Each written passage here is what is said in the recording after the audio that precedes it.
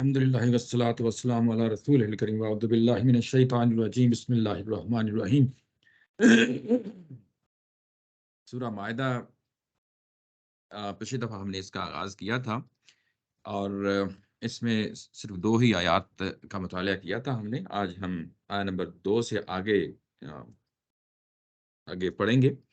اس سے پہلے کہ میں آگے پڑھوں، ایک دفعہ میں آپ کے سامنے سمری کر دیتا ہوں جو کچھ ہم نے پچھلی دفعہ دیکھا۔ اس میں جو سب سے پہلی اور اہم جو کور ہدایت ہمیں ملتی ہے وہ اوفوا بالعقود، وہ یہ ہے کہ اپنے عہد و پیمان پورے کرو۔ یہ جس طریقے سے یہ بات یہاں پہ کہی جا رہی ہے، اگر آپ بالکل شروع میں چلے جائیں سورہ بقرہ کے، جہاں سے بنی اسرائیل کو خطاب شروع ہوتا ہے، یہ ابتدائیہ یعنی جس جگہ پہ ختم ہوتا ہے، میں آپ کو وہاں پہ لے جاتا ہوں ابھی، اور تاکہ اس کا ایک طرح کا موازنہ ہو جائے اور آپ لوگوں کو واضح ہو جائے کہ یہ کس نوعیت کی ہدایت ہے اور کس طریقے سے یہ یہ بات کر رہی ہے، یعنی یہ سورہ۔ اگر آپ جائیں سورہ بقرہ کی آیت نمبر 40 میں، جیسا کہ میں نے کہا، تو یہاں بالکل آغاز ہوتا ہے ابتدائیہ کے بعد، یا بنی اسرائیل اذکروا نعمتی التی انعمت علیکم واوفوا بعہدی اوف بعہدکم۔ یہاں پہ سب سے پہلی جس چیز کا ریمائنڈر، جس چیز کا ان کو یاد دہانی کروائی گئی ہے، یعنی بنی اسرائیل کو خطاب کرنے سے پہلے، آگے ان پہ اتمام حجت کرنے سے پہلے، آگے ان کے سامنے دعوت رکھنے سے پہلے، سب سے پہلے جو چیز ان کو بتائی جا رہی ہے وہ یہ کہ میری اس نعمت کا یعنی سامنے رکھو جو نعمت میں تم پہ تورات کی صورت میں دی تھی، اور اس کے اندر عہد معاہدے کے معاملات تھے، وَأَوْفُوا بِعَہْدِی، اس میں عہد معاہدے کے معاملات تھے، اور وہ جو عہد معاہدے ہیں اس کے اندر اس کو سامنے رکھتے ہوئے زندگی گزارو، اس کے سامنے رکھتے ہوئے جو ہے نا اپنے معاملات طے کرو، اور پھر اس کے بعد یہ کہ میں تمہیں جو ہے نا، جو تم سمجھتے ہو کہ میں نے تمہیں دنیا کے اندر سرفرازی دینی ہے، دنیا کے اندر تمہیں سیادت دینی ہے، خواہ وہ سیاسی ہو یا خواہ وہ جو دنیاوی ہو، خواہ وہ مذہبی ہو، وہ میں پھر جو ہے نا پورا کر دوں گا۔ یہ بات تھی جو آیت نمبر 40 میں سورہ بقرہ کے اندر بیان ہوئی ہے۔ بالکل اسی اسلوب کے ساتھ یہاں پہ یہ سورہ مائدہ کے اندر جو آیت نمبر 1 ہے، اس کے اندر اب بنی اسماعیل کو، جو اہل ایمان ہیں، جو مسلمان ہو چکے ہیں، ان کو کہا جا رہا ہے، گویا کہ یہ جو آیا ہے، یہ آیا کا یہ جو ٹکڑا ہے، یہ آپ کو ہم وقت سامنے رکھنا چاہیے بحیثیت یعنی انفرادی میری شخصیت کے، مجھے اپنے سامنے رکھنا ہے کہ میرے اوپر کون سے عہد معاہدے ہیں، میرے اوپر کون سے جو ہے نا ذمہ داریاں ہیں جن کو میں نے ادا کرنا ہے۔ ایسے ہی یعنی علماء کرام ان کو بھی یعنی یہ چیز پوری کرنی ہے کہ جو ان سے متعلقہ چیزیں ہوتی ہیں وہ عہد معاہدے بھی انہوں نے پورے کرنے ہیں۔ ایسے ہی بحیثیت مجموعی جو امت کی ذمہ داریاں ہیں، حکومتوں کی ذمہ داریاں ہیں، انہوں نے ادا کرنی ہیں۔ تو یہ اس طریقے سے یہ چیزیں یعنی واضح ہو جاتی ہیں، جس طرح کہ بنی اسرائیل کے ساتھ عہد معاہدے کیے گئے، ایسے ہی بنی اسماعیل کے ساتھ عہد معاہدے یعنی کیے جا رہے ہیں، اور اس کی نوعیت وہی ہے جس طریقے سے اگر سب سے پہلے اگر تقاضا کیا گیا ہے بنی اسرائیل سے، جیسا کہ سورہ بقرہ میں ہم نے دیکھا ہے، سب سے پہلا تقاضا یہی تھا کہ اوفوا بعہدی اوف بعہدکم، یعنی میرے وعدے جو ہے نا وہ پورے کرو، پہلے وہ وعدے پورے کریں گے تو پھر اس کے بعد میں اپنے وعدے پورے کروں گا۔ آج کے دور میں ظاہر ہے کہ مسلمان ہم اس چیز کی بڑی خواہش رکھتے ہیں کہ دنیا کے اوپر ہمارا غلبہ ہو، سیاسی طور پہ ہو، مذہبی طور پہ ہو، ہم دنیا میں سرخرو ہوں، دنیا میں کامیاب ہوں۔ تو یہ جو حصہ ہے، یہ آیا کا یہ ٹکڑا ہے، یہ پکار کے جو ہے نا مسلمانوں کو بلا رہا ہے، آئیں اسی شریعت کی طرف۔ یہ نہ صرف جو ہے نا تمہیں دنیا میں سرفرازی دے گا بحیثیت امت کے، بلکہ آخرت میں بھی تمہیں جو ہے نا یہ سرفرازی دے گا۔ اور یہ کیا چیز ہے؟ آگے ظاہر ہے کہ ہم نے پڑھا کہ یہ ساری جو حلال و حرام کی بحثیں ہیں، ساری اس کے ساتھ شروع ہو جاتی ہیں، اور وہ کون سی چیزیں ہیں اس میں ظاہر ہے کہ پچھلی دفعہ ہم نے بڑی تفصیل کے ساتھ دیکھ لیا تھا۔ یہ انعام کی قسم کے جانور ہیں، گائے، بھینس، بکری قسم کے جانور ہیں، اور ان کو ذرا تھوڑا سا وسعت دے دی ہے بہیمہ کا لفظ بول کے، یہ کہ اس کے اندر اب ہرن بھی شامل ہو گئی ہے، اور دوسرے جنگلی جانور جو اسی نوعیت کے ہیں، انعام کی قسم کے ہیں، وہ بھی اس کے اندر شامل ہو گئے ہیں۔ اس کے بعد یہ کہا گیا الا ما یتلی علیکم، یعنی جو کچھ آگے پڑھ کے تمہیں سنایا جائے گا وہ چیزیں جو ہے نا ظاہر ہے کہ حرام ہو جائیں گی۔ وہ جو چیزیں آگے حرام ہوں گی وہ اصل میں یہی جو انعام ہیں اسی سے متعلقہ کی چیزیں ہیں، کہ وہ کون سی صورتیں ہیں، کون سی جگہ ہیں جس جگہ پہ یہ انعام کی قسم کے جو جانور ہیں یہ حرام ہو جائیں گے آپ کے لیے۔ سب سے پہلی اس کی مثال جو تھی وہ یہ کہ جب آپ نے احرام پہن لیا اور اس کے بعد پھر آپ نے شکار نہیں کرنا، یعنی یہ حرمت جو ہے یہ قائم ہو جائے گی کہ آپ نے احرام پہن لیا اور اس کے بعد شکار نہیں کرنا۔ اور آگے جو پوری اگلی آیت نمبر 2 ہے وہ دراصل یہ شکار کے حوالے سے جو احرام کے حوالے سے جو حرمت تھی اس کی وضاحت میں آئی ہے۔ وہ یہ کہ پھر آپ نے ہر طرح کے شاعر جو ہے نا اللہ کی ان کی جو ہے نا وہ تقدیس کو قائم رکھنا ہے، اس کی حرمتوں کو قائم رکھنا ہے، اس کے حرام مہینے ہیں، اس کے بعد یہ سارا جو ہے نا حرم سے ریلیٹڈ، اس احرام سے ریلیٹڈ، یعنی بیت اللہ سے ریلیٹڈ جہاں عمرہ کرنے کے لیے جاتے ہیں، جہاں حج کرنے کے لیے جاتے ہیں، تو وہ حرمتوں کو بھی جو ہے نا آپ نے خیال رکھنا ہے۔ اور اس کے بعد وہ خاص طور پہ وہ جانور جن کے گلوں میں پٹے ڈالے ہوتے ہیں اور وہ جو لوگ یعنی بیت اللہ کا جو ہے نا سفر کر رہے ہوتے ہیں، وہ اللہ کا فضل تلاش کر رہے ہوتے ہیں، اللہ کی خوشنودی یعنی تلاش کر رہے ہوتے ہیں، تو ان کی بھی حرمت کو قائم رکھنا ہے، ان کی تقدیس کو بھی قائم رکھنا ہے۔ اور جب تم جو ہے نا احرام سے باہر آ جاؤ تو اس کے بعد یہ شکار تم کر سکتے ہو۔ اور اس کے بعد یہ کہا گیا کہ ماضی میں ایک واقعہ ہوا تھا جس کی بنیاد پہ کچھ لوگوں نے تمہیں حج عمرہ کرنے سے روک دیا تھا، اب اس کی بنیاد پہ تم نے یہ کام نہیں کرنا۔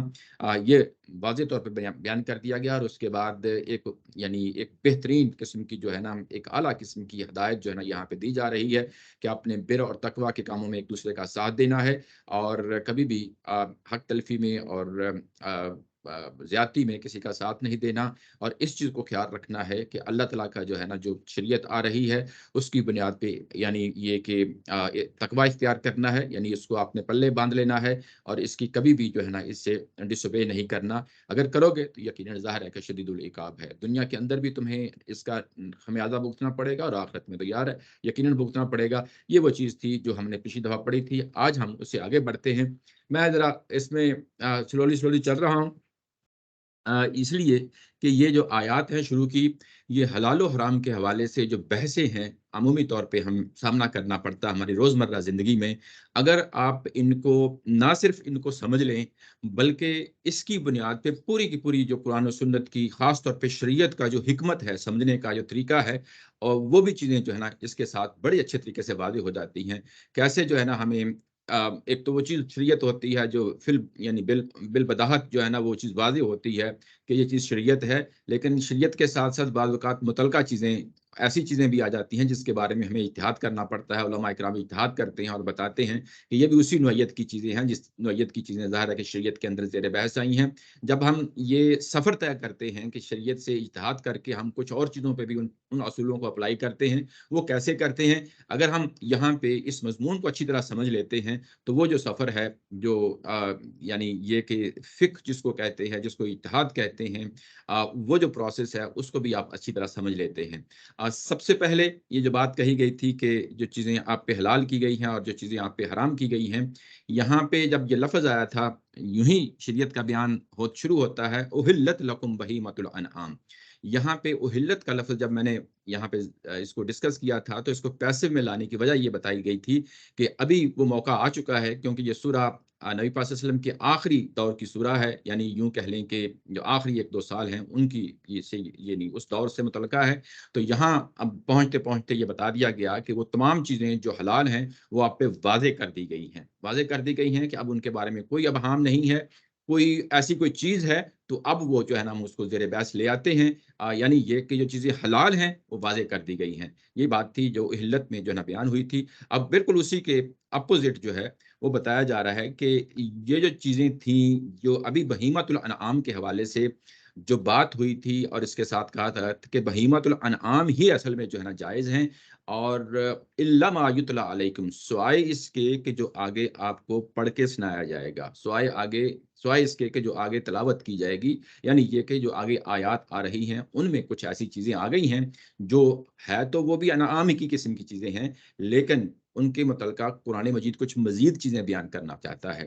یعنی یہ جو آیا نمبر 2 تھی وہ تو آپ کو پتا ہے، معلوم ہو گیا کہ یہ بیسیکلی حرم، بیت اللہ، عمرہ اور حج سے متعلقہ یہ چیز ہے، لیکن یہ کہ جو حلال و حرام کی بحث ہے وہ آیا نمبر 2 کے اندر اس طرح یعنی اس کو نہیں کھولا گیا۔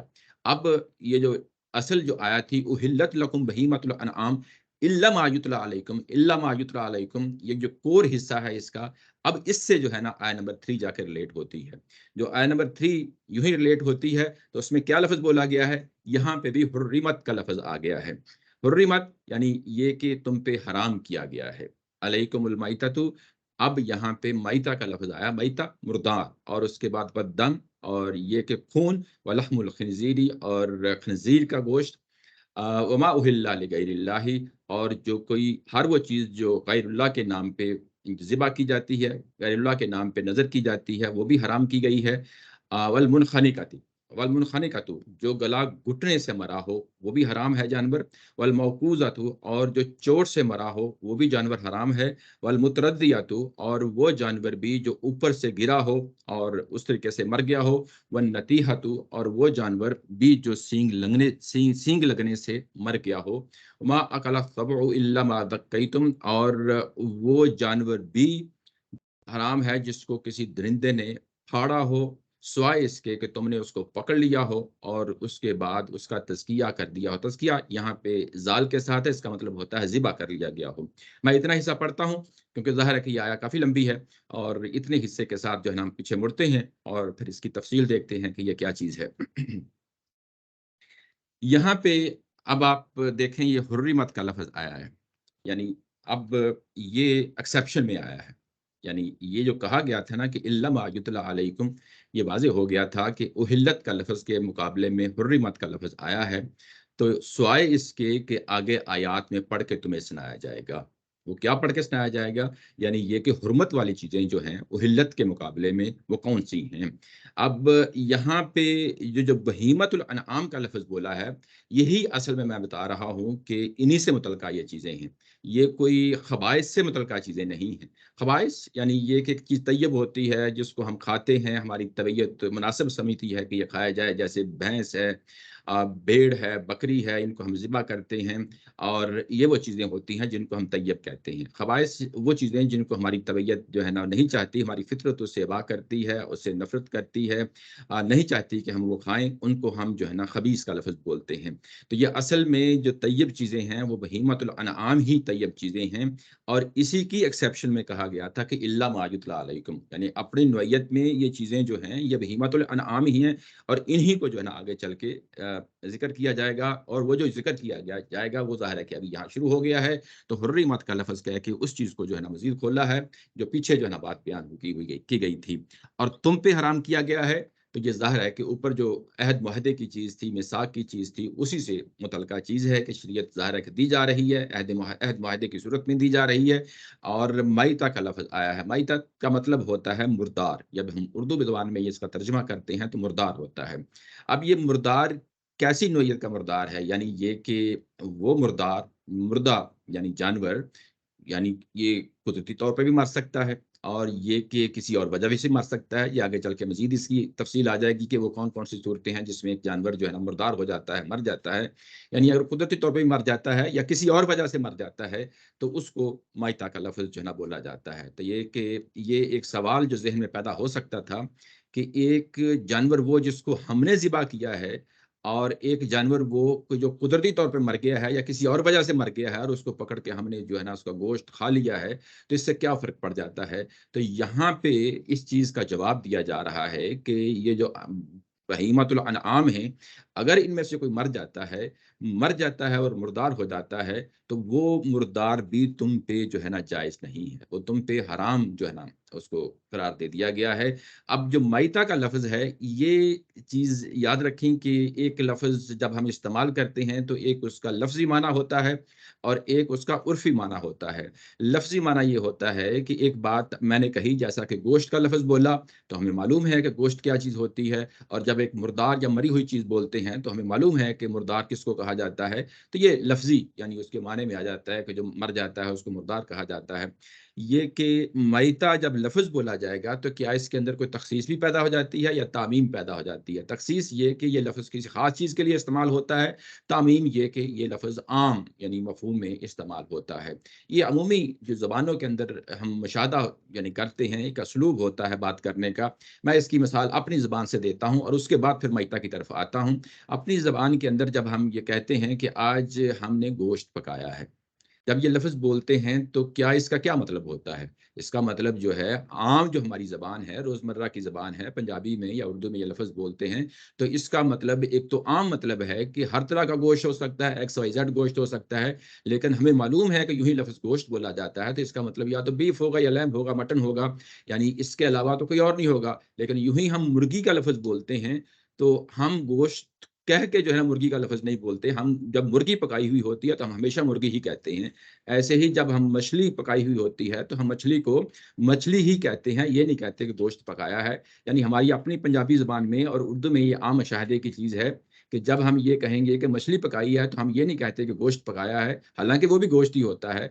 ऐसे जब हम मुर्गी पकाई है तो ये नहीं कहते कि जो है ना गोश्त पकाया है, बल्कि यही कहेंगे कि मुर्गी पकाई है, हालाँकि कि वो भी गोश्त होता है। लेकिन यूँ ही हम जो है ना गोश्त लफ़्ज़ बोलते हैं तो इसका मतलब ये है कि हमने कोई बीफ तर्ज़ की कोई चीज़ पकाई है या मटन की तर्ज़ की कोई चीज़ पकाई है। यानी एक खुद उसके अंदर गोश्त के लफ़्ज़ के अंदर एक तख़सीस पैदा हो जाती है।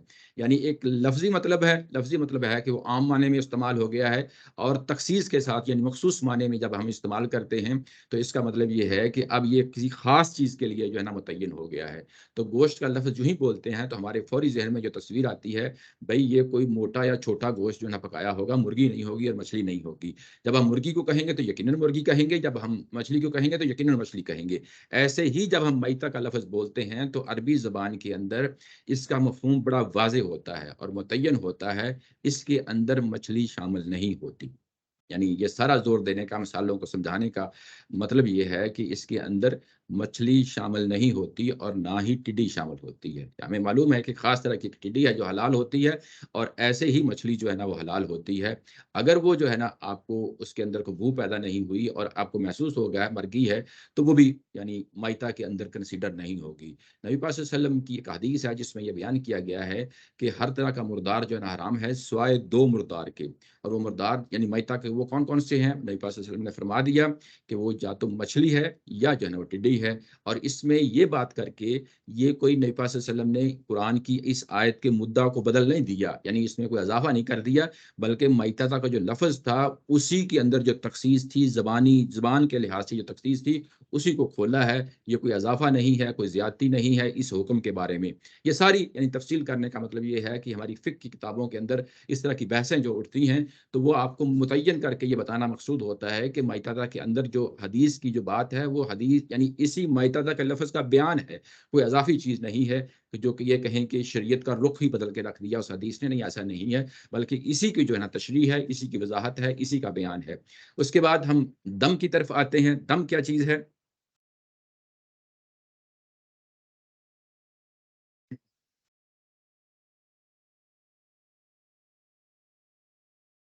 जी, दम क्या चीज़ है? दम यानी ज़ाहिर है कि खून को कहा गया है। खून जो है, ये भी जो है ना उसी तरीके से जो ही हम लफ़्ज़ खून बोलते हैं, तो अरबी ज़बान के अंदर खून वही खून है जिसको हम दमम मस्फूहन का लफ़्ज़ जो है आगे चल के सूरा अनआम में पढ़ेंगे। सूरा अनआम के नीचे 275 जो हाशिया है, उसमें उस्ताद मोहतरम ने इसको शामिल किया है। दमम मस्फूहा का लफ़्ज़ जो है ना, जब भी कुरान मजीद के अंदर ये लफ़्ज़ बोला जाएगा तो इसका मतलब ये है कि ये वो खून की बात हो रही है जो बहता हुआ खून है। बहता हुआ खून ये है कि जब आप जानवर को ज़िबा करते हैं या जानवर को वैसे ही जो है ना आप पकड़ते हैं और उसके बाद खून उसका बहा देते हैं, जो खून उसका होता है, वो खून जो बहता हुआ खून है, वही हराम है। बहता हुआ खून वही हराम है। और ये कि अगर आपने ज़िबा किया जानवर को, तो उसका मत जो जानवर की अपनी हड्डियों के साथ, गोश्त के साथ कहीं को खून लगा हुआ रह गया है, तो वो खून जो है यानी उसको हम ये नहीं कहेंगे कि ये हराम है। यानी वो एक यानी अ, गोश्त की ज़िबा करने में बाज़ औक़ात इस तरह की सूरत-हाल हो जाती है कि बाज़ औक़ात कुछ खून के जो है ना लोथड़े वो जम जाते हैं और वो गोश्त के साथ लगे रहते हैं, तो उसको ये दम उसके अंदर जो है ना वो वाले दम जो है ना वो उसको कंसीडर नहीं किया जाएगा। यानी जो गोश्त के साथ लगा हुआ है या हड्डियों के साथ लगा हुआ है, तो उसको जब हम लफ़्ज़ बोलेंगे तो इस दम के अंदर उसको तहत जो है ना उसको नहीं देखेंगे। दम यानी ये वही दम है जिसको मैं ये कह रहा हूँ कि बहता हुआ खून है। बहता हुआ खून है, वही हराम है। ये खून क्यों हराम किया गया? यानी ये कि ये इसलिए हराम किया गया है कि ये इंसान के अंदर दरिंदगी पैदा ना हो। यानी ये कि एक अम, गोश्त के साथ लगा हुआ खून है, अगर वो खा लेते हैं किसी बोटी के साथ, हड्डी के साथ लगा हुआ, तो उसमें तो कोई हर्ज की बात नहीं है। लेकिन एक साहब उठते हैं और वो प्याला भर के जो है ना, ऐसे ही ताज़ा गर्म खून को जो है ना उठाते हैं और पी लेते हैं। तो अब हम क्या कहेंगे कि इस बंदे के अंदर, इस शख्स के अंदर एक तरह की बहीमियत आ गई है। यानी इसके अंदर एक जानवरपन जो है ना वो आ गया है। ये कि ये इंसान की तबीयत के लिए मुनासिब नहीं है कि वो खून पिए। और ये खून पीना दरअसल दरिंदगी की अलामत है। ये इंसानी तबीयत اصل میں خود اس چیز کو یعنی خبیث سمجھتی ہے۔ قرآن مجید نے جس پہلو سے یہاں پہ بات کہی ہے وہ آگے چل کے اس کی مزید تفصیل کروں گا، لیکن یعنی آپ کو ایک ہنٹ دے دیا ہے اس چیز پہ، اس جگہ پہ آگے چل کے اس پہ مزید جو ہے نا بات ہوتی ہے، یہ کہ ایک دم کا وہ پہلو کہ گوشت کے ساتھ لگا ہوا ہو، وہ کوئی اس میں حرمت کا پہلو نہیں ہے۔ یہ دم صرف بہتا ہوا خون ہے جس کی بات کہی گئی ہے، اور اس کے ساتھ نبی پاک صلی اللہ علیہ وسلم کی ایک اور حدیث آتی ہے جس میں یہ کہا گیا ہے کہ یہ خون، دو طرح کے خون بھی حلال ہیں۔ جس طرح دو طرح کے جو ہے نا وہ مردہ میتہ کی بات کی گئی کہ وہ حلال ہیں، یعنی یہ کہ مچھلی حلال ہے، ٹڈی حلال ہے، ایسے ہی دو طرح کے خون بھی جو ہے نا وہ حلال ہیں۔ وہ خون کون سے خون ہیں؟ یہ خون، یہ جگر اور تلی کو کہا گیا ہے۔ اس حدیث کے اندر جگر اور تلی کو کہا گیا ہے، یعنی عربوں کے ہاں اس کو بھی دم کہا جاتا تھا۔ کیوں کہا جاتا تھا؟ ظاہر ہے کہ یہ بالکل ایسے لگتا ہے کہ یہ سامنے خون کی ہی جمع ہوئے لوتھڑے ہیں جو ایک طرح کی تلی بن گئے ہیں اور جگر بن گئے ہیں۔ اور جب عربی زبان کے ان کو دم کہتے ہیں تو وہاں پہ بھی نبی پاک صلی اللہ علیہ وسلم نے کیا کیا، یہ بتا دیا کہ جو دم کا لفظ یہاں پہ استعمال ہوا ہے، یہ لفظ جو ہے نا نہ جگر کے لیے استعمال ہوگا نہ تیلی کے لیے استعمال ہوگا۔ تو یہاں پہ بھی جو زبان و بیان کی چیز تھی اسی کو کھولا ہے، اسی کی وضاحت کی ہے، اسی کی شرح کی ہے۔ یہ کوئی علیحدہ سے کیٹیگرائز نہیں کر دیا کہ دم کی قسم یہ بھی ہوتی ہے، نہیں، ایسی بات نہیں ہے، بلکہ اسی چیز کو کھولا ہے۔ جب کھولا ہے تو وہ چیز واضح ہو گئی، تو اب ہم یہ کہتے ہیں کہ یہ حدیث کو شریعت کا اضافی بیان نہیں ہے، بلکہ وہ اس کے اندر موجود چیز تھی اور اسی کو جو ہے نا یہاں پہ کھولا گیا ہے۔ آگے لفظ آتا ہے وَلَحْمُ الْخِنْزِيرِ۔ وَلَحْمُ الْخِنْزِيرِ، یہ کہ سور کا گوشت جو ہے نا وہ تم پہ حرام کیا گیا ہے۔ یہاں پہ بڑی اہم چیز ہے، اس کے کئی ایک پہلو ہیں جو آپ کے سامنے میں رکھنا چاہتا ہوں۔ یعنی یہ کہ خنزیر کا جب لفظ آتا ہے تو عمومی طور پہ ہمارے یہاں ایک تاثر پایا جاتا ہے کہ یہ زبان لفظ بولنے سے زبان بھی گندی ہو گئی ہے۔ یعنی اس جانور کے ساتھ اس قدر قسم کی جو ہے نا یوں کہہ لیں کہ نفرت پائی جاتی ہے کہ یوں ہی یہ لفظ بولا جاتا ہے تو ہم یہ سمجھتے ہیں کہ زبان بھی گندی ہو گئی ہے، اور یہ اس کا نام لینا بھی جو ہے نا یعنی ایک بدترین شکل ہے سوچ کی اور فکر کی کہ اگر اس کو زبان پہ بھی لایا جائے، گوشت تو خدا بہت دور کی بات ہے۔ تو لحم الخنزیر جو ہے یہ یہاں پہ خنزیر کا گوشت ہی حرام ہوا ہے، کوئی اور چیز حرام نہیں ہوئی۔ یہ کیوں ہوئی ہے آگے چل کے جو ہے نا دیکھ لیتا ہوں، لیکن ابھی یہ جو تاثر پایا جاتا ہے ہمارے لوگوں کے درمیان، مذہبی طبقے کے درمیان اور عام لوگوں کے درمیان جو کہانیاں پائی جاتی ہیں، میں اس تاثر کو ظاہر کرنے کے لیے آپ کے سامنے جو پچھلی سورہ ہے اسی سے اس کا ایک حوالہ دینا چاہتا ہوں۔ وہ یہ ہے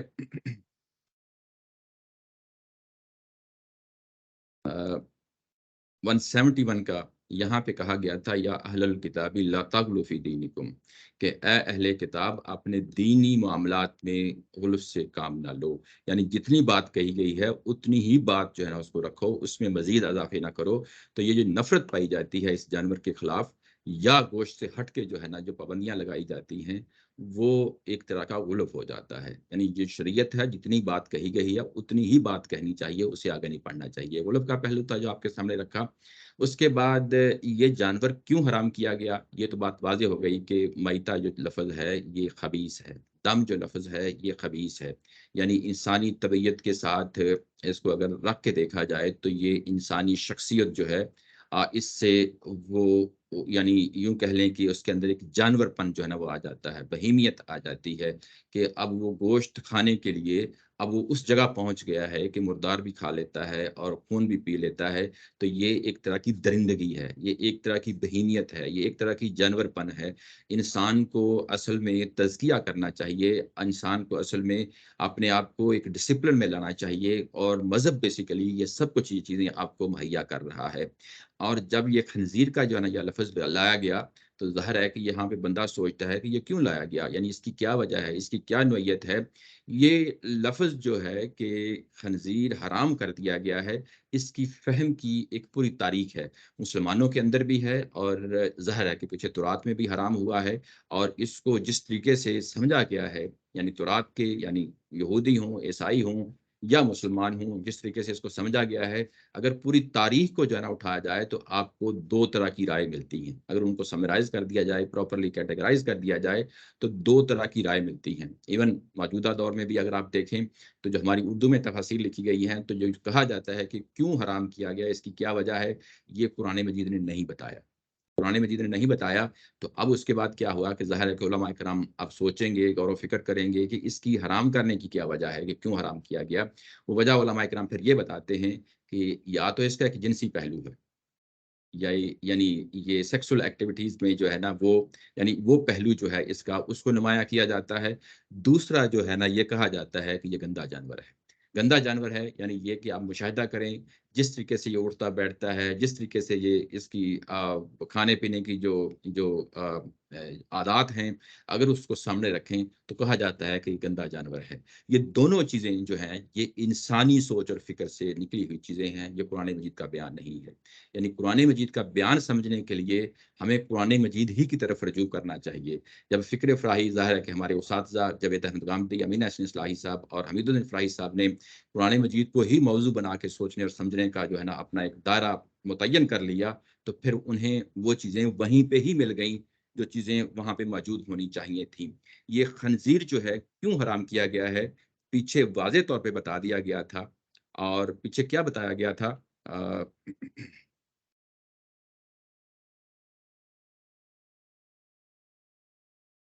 जी, पीछे ये बताया गया था कि सॉरी ये निसा की तरफ जंप लगा देती है। जी, यहाँ पे अगर आप देखें, तो ये कहा गया क्या था कि उहिल्लत लकुम बहीमतुल अनआम, तुम्हारे लिए जायज़ कर दिए गए हैं, हलाल कर दिए गए हैं, अनआम की किस्म के जानवर। इल्ला मा युतला अलैकुम, स्वाय इसके कि जो आगे पढ़ के बताए जाएँगे। अब असल में हलाल क्या चीज़ है, वो बहीमतुल अनआम है और मैंने बड़ा ज़ोर देके कहा था कि आगे जितनी भी चीज़ें बयान होंगी, वो बहीमतुल अनआम के हवाले ही से बयान होंगी, कोई अज़ाफ़ी चीज़ बयान नहीं होगी। तो जब बहीमतुल अनआम के हवाले से ही आगे चीज़ें बयान होंगी, तो आगे किसी जानवर का नाम आएगा, वो खिंज़ीर का नाम जब आ गया, तो अब यहाँ पे ये सवाल पैदा होता है कि क्या ये गाय, भैंस, बकरी की तर्ज़ का ये जानवर है या ये दरिंदा है?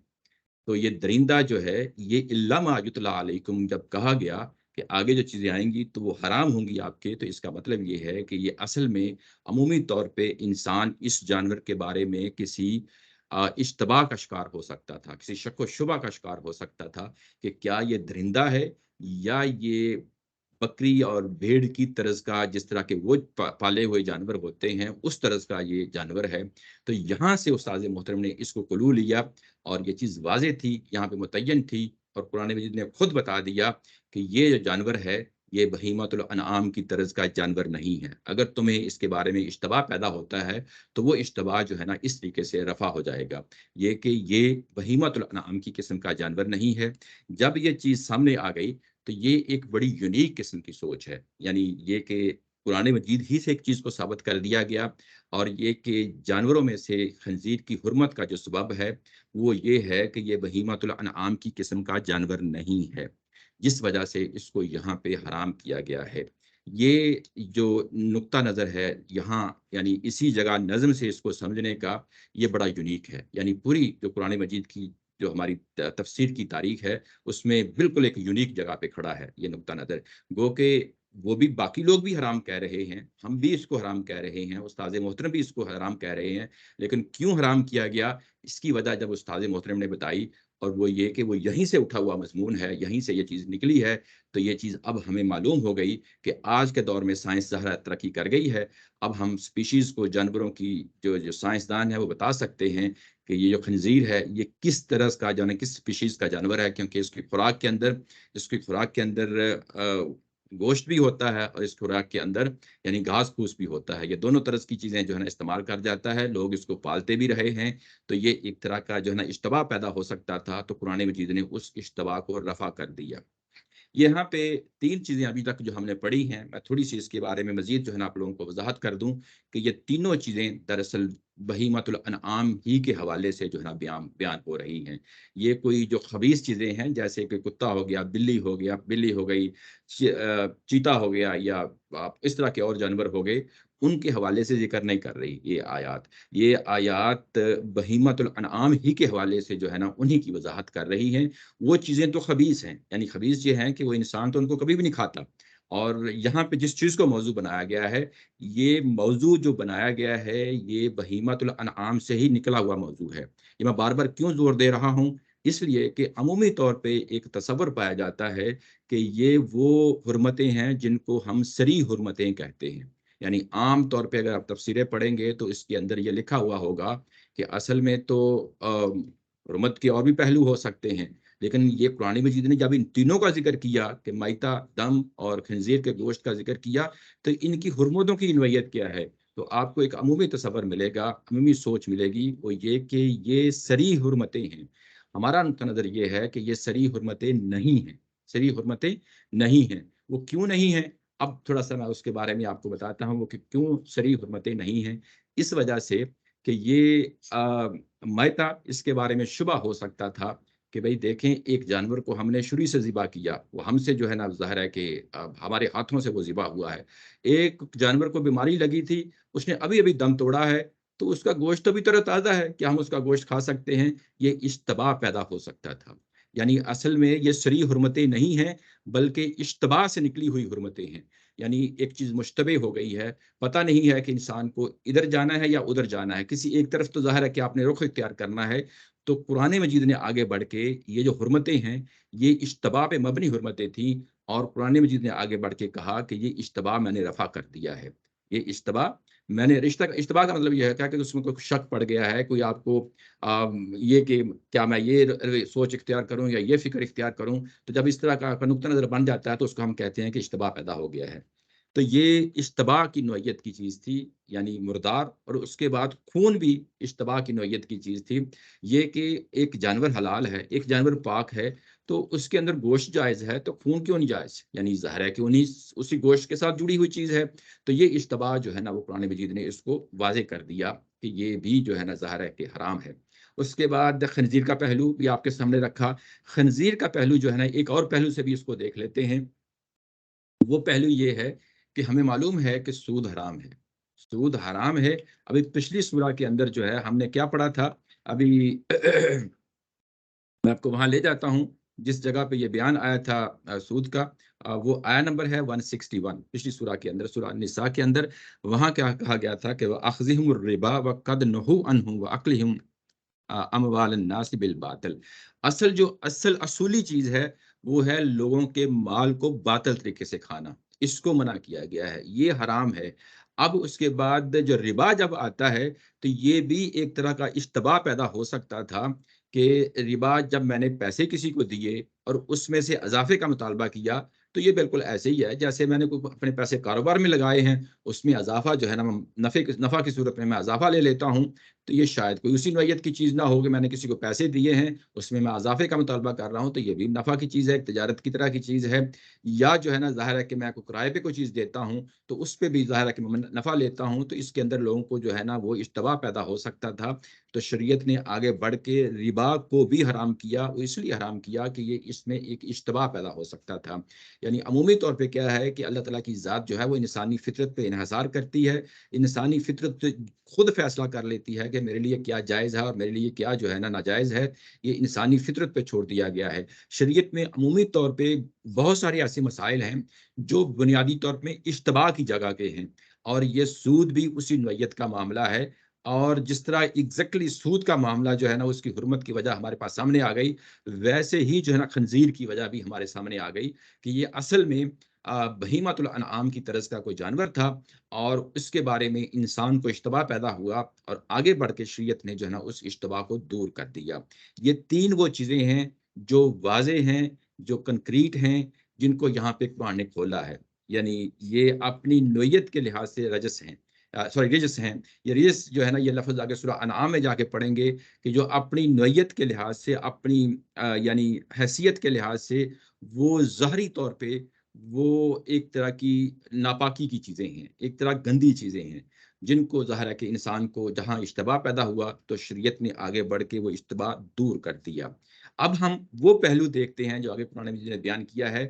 اب وہ پہلو جو ہے یہ ظاہری نجاست کا نہیں ہے، بلکہ علم و عقیدے کی نجاست کا پہلو ہے۔ وہ ہے وما اہل لغیر اللہ، جو ایسا جانور بھی حرام ہے جس پہ غیر اللہ کا نام لے لیا گیا ہو۔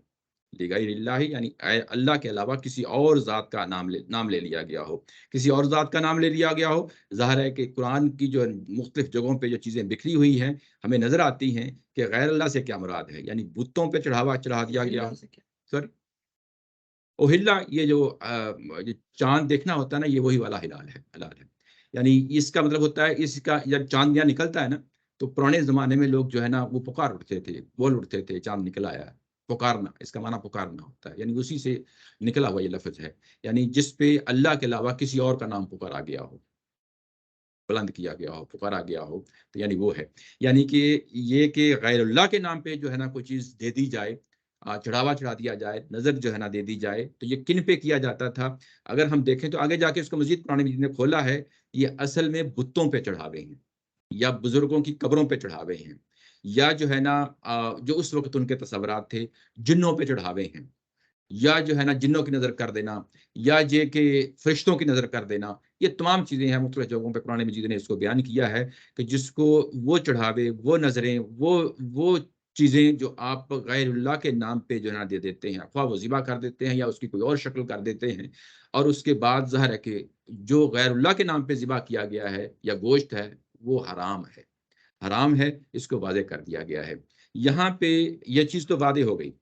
ये गैरुल्लाह के नाम पे ये चीज़ कि अब ये मामला जो है, ये जब मैंने शुरू में आज के सेशन में ये बात कही थी कि ये इस चीज़ को समझना बड़ा ज़रूरी है। यानी अगर आपकी गिरफ्त में ये चीज़ें आ जाती हैं, हलाल और हराम की तकरीबन यूँ कह लें कि पूरी बिखरी हुई बहस है, वो भी आपके ज़हन में पूरी तरह वाज़ेह होके सामने आ जाती है कि इसकी वजह क्या है। यानी जैसा कि मैंने कहा कि मुर्दार, खून और खंज़ीर, ये सॉलिड चीज़ें हैं, कंक्रीट चीज़ें हैं, जिनको आप देखते हैं, हाथ लगा सकते हैं, और इनकी नजस के बारे में, इनकी रिजस के बारे में कि ये साफ़ और ज़ाहिरी तौर पे नज़र आ रहा है कि ये नापाक चीज़ें हैं, ख़बीस चीज़ें हैं। अब वो चीज़ का जो है ना ज़िक्र किया जा रहा है, जिसको हम अक़ीदे की नजास कहते हैं। ये क्यों हराम है, इसको भी सूरह अनआम जो है ना आगे जाएँगे, आया नंबर नीचे हवाला दिया हुआ है 145 में, जो है ना जब हम वहाँ पहुँचेंगे, तो वहाँ हमें मालूम होगा कि ये दरअसल जिस जो कोई इसको ज़िबा कर रहा है, या जो कोई इसको नज़र कर रहा है, उसकी उसका फ़िस्क है दरअसल जो इसका बायस बना है। यानी हराम हुर्मतों की 2 या कैटेगराइज़ कर लें अगर आप, तो 2 तरह की चीज़ें हो गईं। एक वो चीज़ें जो अपनी नोयत के लिहाज़ से अपनी ज़ात में रिजस हैं, यानी कि मुर्दा, यानी कोई चीज़ पड़ी हुई होती है, या खून होता है, या खंज़ीर होता है, ये अपनी ज़ात में रिज्स हैं, यानी ये कि नापाक हैं। इनको गोश्त के तौर की मैं बात कर रहा हूँ, किसी और पहले से नहीं। नापाक हैं, रिज्स हैं, और ये गंदी हैं, नापाक हैं, बार-बार इसको ज़ोर दे के कह रहा हूँ। लेकिन यूँ ही मैं जो है ना इसको मोड़ के लेके जाता हूँ कि गैरुल्लाह के नाम पे जो है ना कोई चीज़ ज़िबा कर दी जाए, तो ये किस पहलू से जो है ना ये रिज्स हैं। ये बेसिकली जिसने इसको ज़िबा किया है, जिसने इसको नज़राना दिया है, उसका फ़िस्क है। फ़िस्क जो है, फ़ासिक होना, ये आम उर्दू का लफ़्ज़ नहीं है, या यूँ कह लें कि ये फ़िक का लफ़्ज़ नहीं है। फ़िक के अंदर जो है ना आम छोटी-मोटी जो है ना गुनाह के कामों, उनको भी फ़ासिक का लफ़्ज़ या फ़िस्क का लफ़्ज़ बोल लेते हैं। कुरान मजीद के अंदर जब भी फ़िस्क का लफ़्ज़ आता है, तो ये बड़े-बड़े जो गुनाह हैं, गुनाह कबीरा हैं, उनके लिए लफ़्ज़ फ़िस्क का बोला जाता है। मसलन शिर्क कर लेना, मसलन तुहमत और बुहतान लगा देना, ये फ़िस्क के काम हैं। यानी जो बड़े-बड़े कबीरा गुनाह हैं, उनको कुरान मजीद इसको फ़िस्क कहता है। तो ये आगे चल के मैंने कहा, जैसा कि सूरह अनाम में आया है, ये ज़िबा करने वाले का फ़िस्क है। अब ज़िबा करने वाले का फ़िस्क है, तो बेसिकली वो शिर्क कर रहा है। ये चीज़ वाज़ेह हो गई, वो शिर्क कर रहा है। उसके शिर्क की वजह से ये जानवर हलाल हो गया, यानी हराम हो गया है। जानवर अपनी नोयत में जब ज़िबा किया जा रहा था, तो वो तय्यब था। ये बड़ी इंपॉर्टेंट चीज़ है। यानी ये पूरी बहस को अब हम समझने की कोशिश कर रहे हैं कि जब वो ज़िबा करने के लिए लाया गया, नज़राने से पहले जो है ना पेश किया गया, तो अपनी नोयत के लिहाज़ से जानवर में कोई रिजस नहीं था। जानवर के अंदर कोई ख़बासत नहीं थी, ख़बीसपन नहीं था, यानी अपनी ज़ात में जानवर ठीक था। लेकिन क्योंकि ज़िबा करने वाले की वहाँ पे फ़िस्क आ गया है, वो इन्वॉल्व हो गया है, तो इस वजह से वो हराम हो गया है। यहाँ पे जो फ़िक की बहस होती है कि असल में बाज़ औक़ात एक और डायरेक्शन जो बाहर से एक्सटर्नल है, एक तो होती है ना इंस्टिंक्टिवली जो उसके उसके अंदर मौजूद होती है, इंट्रिंसिकली जो उसके अंदर मौजूद होती है, कि ये इसके वजूद की वजह से जो है ना एक चीज़ हराम हो गई है। वो चीज़ वाज़ेह है, ऊपर के तीनों मसाले हैं। लेकिन अब फ़िस्क जो है एक्सटर्नल एलिमेंट है, वो उसके अंदर शामिल हो गया है, तो अब उसकी हुर्मत की नोयत बदल गई है। یعنی اجتہاد جو ہے بعض اوقات وہ ضروری نہیں ہوتا کہ وہ اس کے اندر پایا جاتا ہو ایک چیز کے اندر، وہ ایک خارج سے بھی چیز جو ہے نا جو اس کو پیش کر رہی ہے شخصیت، اس کا جو ہے نا عمل دیکھا جائے گا، وہ جو عمل کی نوعیت ہے وہ متعین کر دے گی کہ اب یہ عمل کے نتیجے میں جو کچھ سامنے آئے گا وہ حرام ہو گیا ہے۔ کیا سوری فقہ میں کیا بحث ہے؟ یا ایسے ہی ہے، ایسے ہی ہے، میں جانے گا، یعنی ایسے یہ پوائنٹ ہے کہ یہ جو چیز حرام ہوتی ہے وہ کن کن وجوہات سے حرام ہوتی ہے، یعنی یہ بحثیں ہیں فقہ کی۔ میرا کہنے کا مطلب یہ ہے کہ جو چیز میں آپ کے سامنے تفصیل بیان کی ہے، اس سے آپ سمجھ سکتے ہیں کہ اجتہاد قرآن مجید خود آپ کو موقع دے رہا ہے سمجھنے کا کہ ایک چیز کو میں نے حرام کیا ہے تو اس کی وجہ کیا ہے۔ ایک چیز تو یہ حرام ہونے کی وجہ یہ بتا دی گئی کہ وہ اپنی ذات میں حرام ہو گئی ہے، فی نفسی ہی وہ چیز جو ہے نا حرام ہو گئی ہے۔ ایک چیز جو ہے وہ فی نفسی ہی نہیں ہے بلکہ ایکسٹرنل ایلیمنٹ شامل ہوا، باہر سے کوئی چیز آئی اور اس نے آ کے اس چیز کو حرام کر دیا، کسی اور کا عمل جو ہے نا اس پہ یعنی آیا، اس پہ اپلائی ہوا اور اس عمل کی وجہ سے وہ چیز جو ہے نا حرام ہو گئی، یہ چیز واضح ہو گئی۔ یعنی اب یہاں پہ بنیادی طور پہ علم و عقیدہ کی نجاست آ گئی ہے، وہ جو چیز ہے اپنی نفس میں جو ہے نا وہ نجس نہیں ہے، اپنی حیثیت میں جو ہے نا وہ پاک ہے، لیکن کرنے والے کا عمل جو ہے نا اب وہ آیا اور اس کی وجہ سے وہ چیز حرام ہو گئی، یہ چیز واضح ہو گئی۔ پھر میں آگے بڑھتا ہوں، نہیں تو جو ہے نا اس کو مزید بس وہ صرف اس جگہ تھوڑا سا ہے الا ما یتبع جی جی جو پہلا ہے جی جی وہاں پیچھے ایک ہے اہل، ہاں اہل، دوسرا ہے بہیمۃ۔ بہیمۃ الانعام، آپ کے خیال میں الا دونوں میں سے کس کو نیگیٹ کرنا ہے؟ یعنی اہلت کا جو ہے وہ جیسا کہ میں نے کہا کہ پچھلی دفعہ ہم نے جو کر لیا تھا، جب یوں ہی لفظ اہلت قرآن مجید نے بولا ہے تو اس کا مطلب یہ ہے کہ کہنے کا مطلب یہ ہے کہ وہ جو حلال و حرام کی بحث ہے وہ ابھی تک پچھلے جو 23 سال 22 سال ہو گئے ہیں قرآن مجید کو نازل ہوتے ہوئے اور اس رسول کی موجودگی میں وہ چیزیں واضح ہو گئی ہیں۔ قرآن مجید کو ابھی آ کے یہاں کوئی چیز واضح کرنے کی جو ہے نا بات نہیں کر رہا، یعنی اگر ابھی آ کے بتانا ہے یہ ساری چیزیں تو اس کا مطلب یہ ہے کہ پیچھے نہیں بتایا وہ حلت پیسے میں لایا گیا ہے، تو اس کا مطلب یہ ہوتا ہے کہ بعض اوقات جو لفظ ہوتا ہے قرآن مجید کے اندر وہ اپنے ابتدائی مفہوم کے لیے بھی استعمال ہو جاتا ہے، اپنے انتہائی مفہوم کے لیے بھی استعمال ہو جاتا ہے، اپنے جو ہے نا فیصلہ کرنے کے حوالے سے بھی استعمال ہو جاتا ہے۔ تو یہاں پہ انتہائی مفہوم میں استعمال ہوا ہے کہ وہ چیز جو واضح کرنی مقصود تھی وہ واضح کر دی گئی، وہ حلت یعنی تمہارے لیے حلال ہونا چیزوں کو واضح کر دیا گیا ہے، اور وہ کس نوعیت کی چیزیں ہیں، وہ بہیمۃ الانعام کی نوعیت کی چیزیں ہیں۔ یہ دونوں کی ورڈز کو پکڑ لیا، اس کے بعد کہا کہ میں انہی کے بارے میں قرآن مجید یہ کہہ رہا ہے کہ کچھ ایسی چیزیں ہیں، اشتباہ والی چیزیں ہیں، میں اب ان کو بھی کلیئر کر دیتا ہوں، ان کو بھی الا ما یتلی علیکم کہہ کے کہ میں ان کو بھی کلیئر کر دیتا ہوں جو چیزیں آگے آ رہی ہیں، جو آگے آ رہی ہیں وہ چیز جو ہے نا اسی بہیمۃ الانعام کے حوالے سے کچھ چیزیں اشتباہ سے متعلق چیزیں تھیں، چیزیں تو یہ پہلے بھی بار بار کہا گیا ہے کہ حرمت علیکم المیتۃ والدم ولحم الخنزیر، یہ تو پہلے بھی بار بار کہا گیا ہے، یہ سورہ بقرہ میں بھی آیا ہے اور مکی صورتوں میں بھی آیا ہے۔ تو یہاں پہ وہ کون سے پہلو ہیں جن کو نمایاں کرنا مقصود ہے، تو وہ آگے جا کے جنم مزید کھلیں گے، ابھی ذرا پورا کا پورا پیکج ہے۔ قرآن مجید کا ایک اسلوب یہ ہے کہ جب آپ وہ بات کرتا ہے اس طریقے سے بات کرتا ہے تو اپنی پوری بات کر دیتا ہے، ماضی میں ایک بات کہی گئی ہوتی ہے اس کو بھی ساتھ لے لیتا ہے، اور جو بات یہاں کرنی مقصود ہوتی ہے اس کو بھی لے لیتا ہے۔ یہ چیزیں جو ابھی تک پڑھی ہیں یہ ماضی کی چیزیں ہیں، اب اس کے بعد یوں ہی ہم جو اہل لغیر اللہ بھی اس کے بعد آگے پڑھیں گے تو یہ ماضی کی چیزیں نہیں ہیں۔ یعنی اب جب قرآن مجید نازل ہو رہا ہے تو کچھ لوگوں کے ذہنوں میں سوال سٹل باقی تھے، اسی بہیمۃ الانعام کے حوالے سے، اسی حلال و حرام کی بحث کے حوالے سے کچھ سوال موجود تھے، تو اس نے پھر قرآن مجید نے جب الا ما یتلی علیکم کہہ کے بتا دیا کہ میں آگے کچھ چیزیں تمہیں مزید بتاتا ہوں، یعنی حلال و حرام کی بحث میں تو ساری میں نے کمپلیٹ کر دی، کنکلوڈ کر دی، لیکن کچھ ایسے ایریاز ہیں جن کو میں چاہتا ہوں کہ تمہارے سامنے وہ کھول دوں۔ بات واضح ہو گئی؟ یعنی اس طریقے سے بات کہی گئی ہے۔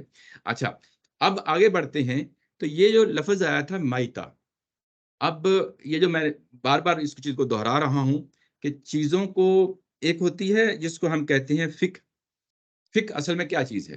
یہ انسانوں کے سوچ اور فکر کے جو قرآن مجید سے کچھ چیزیں یعنی نکالتے ہیں،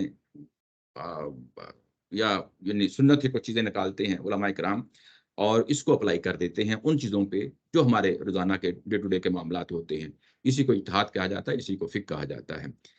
ایک چیز ہوتی ہے فقہ الرسول، یعنی نبی نے خود جو فقہ النبی کہہ لیں کہ اللہ کے رسول نے خود بتا دیا، چیزوں کو کھول دیا، بیان کر دیا، اس کو فقہ النبی کہا جاتا ہے۔ ایک ہوتی ہے فقہ القرآن، کچھ چیزیں قرآن نے خود جو ہے نا انسانوں کو بتائی ہیں کہ میں چیزوں کو کیسے پکڑتا ہوں اور اس کے بعد کیسے اپلائی کرتا ہوں۔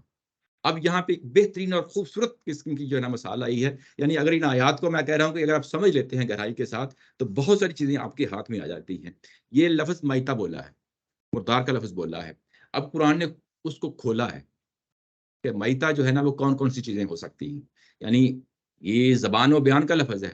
جو ہی لفظ مردار بولیں گے تو چیز انڈرسٹوڈ ہوتی ہے، اس کا کیا مطلب ہے، ٹھیک ہے نا. لیکن قرآن مجید نے اس کو کھولا ہے، اپلائی کیا ہے.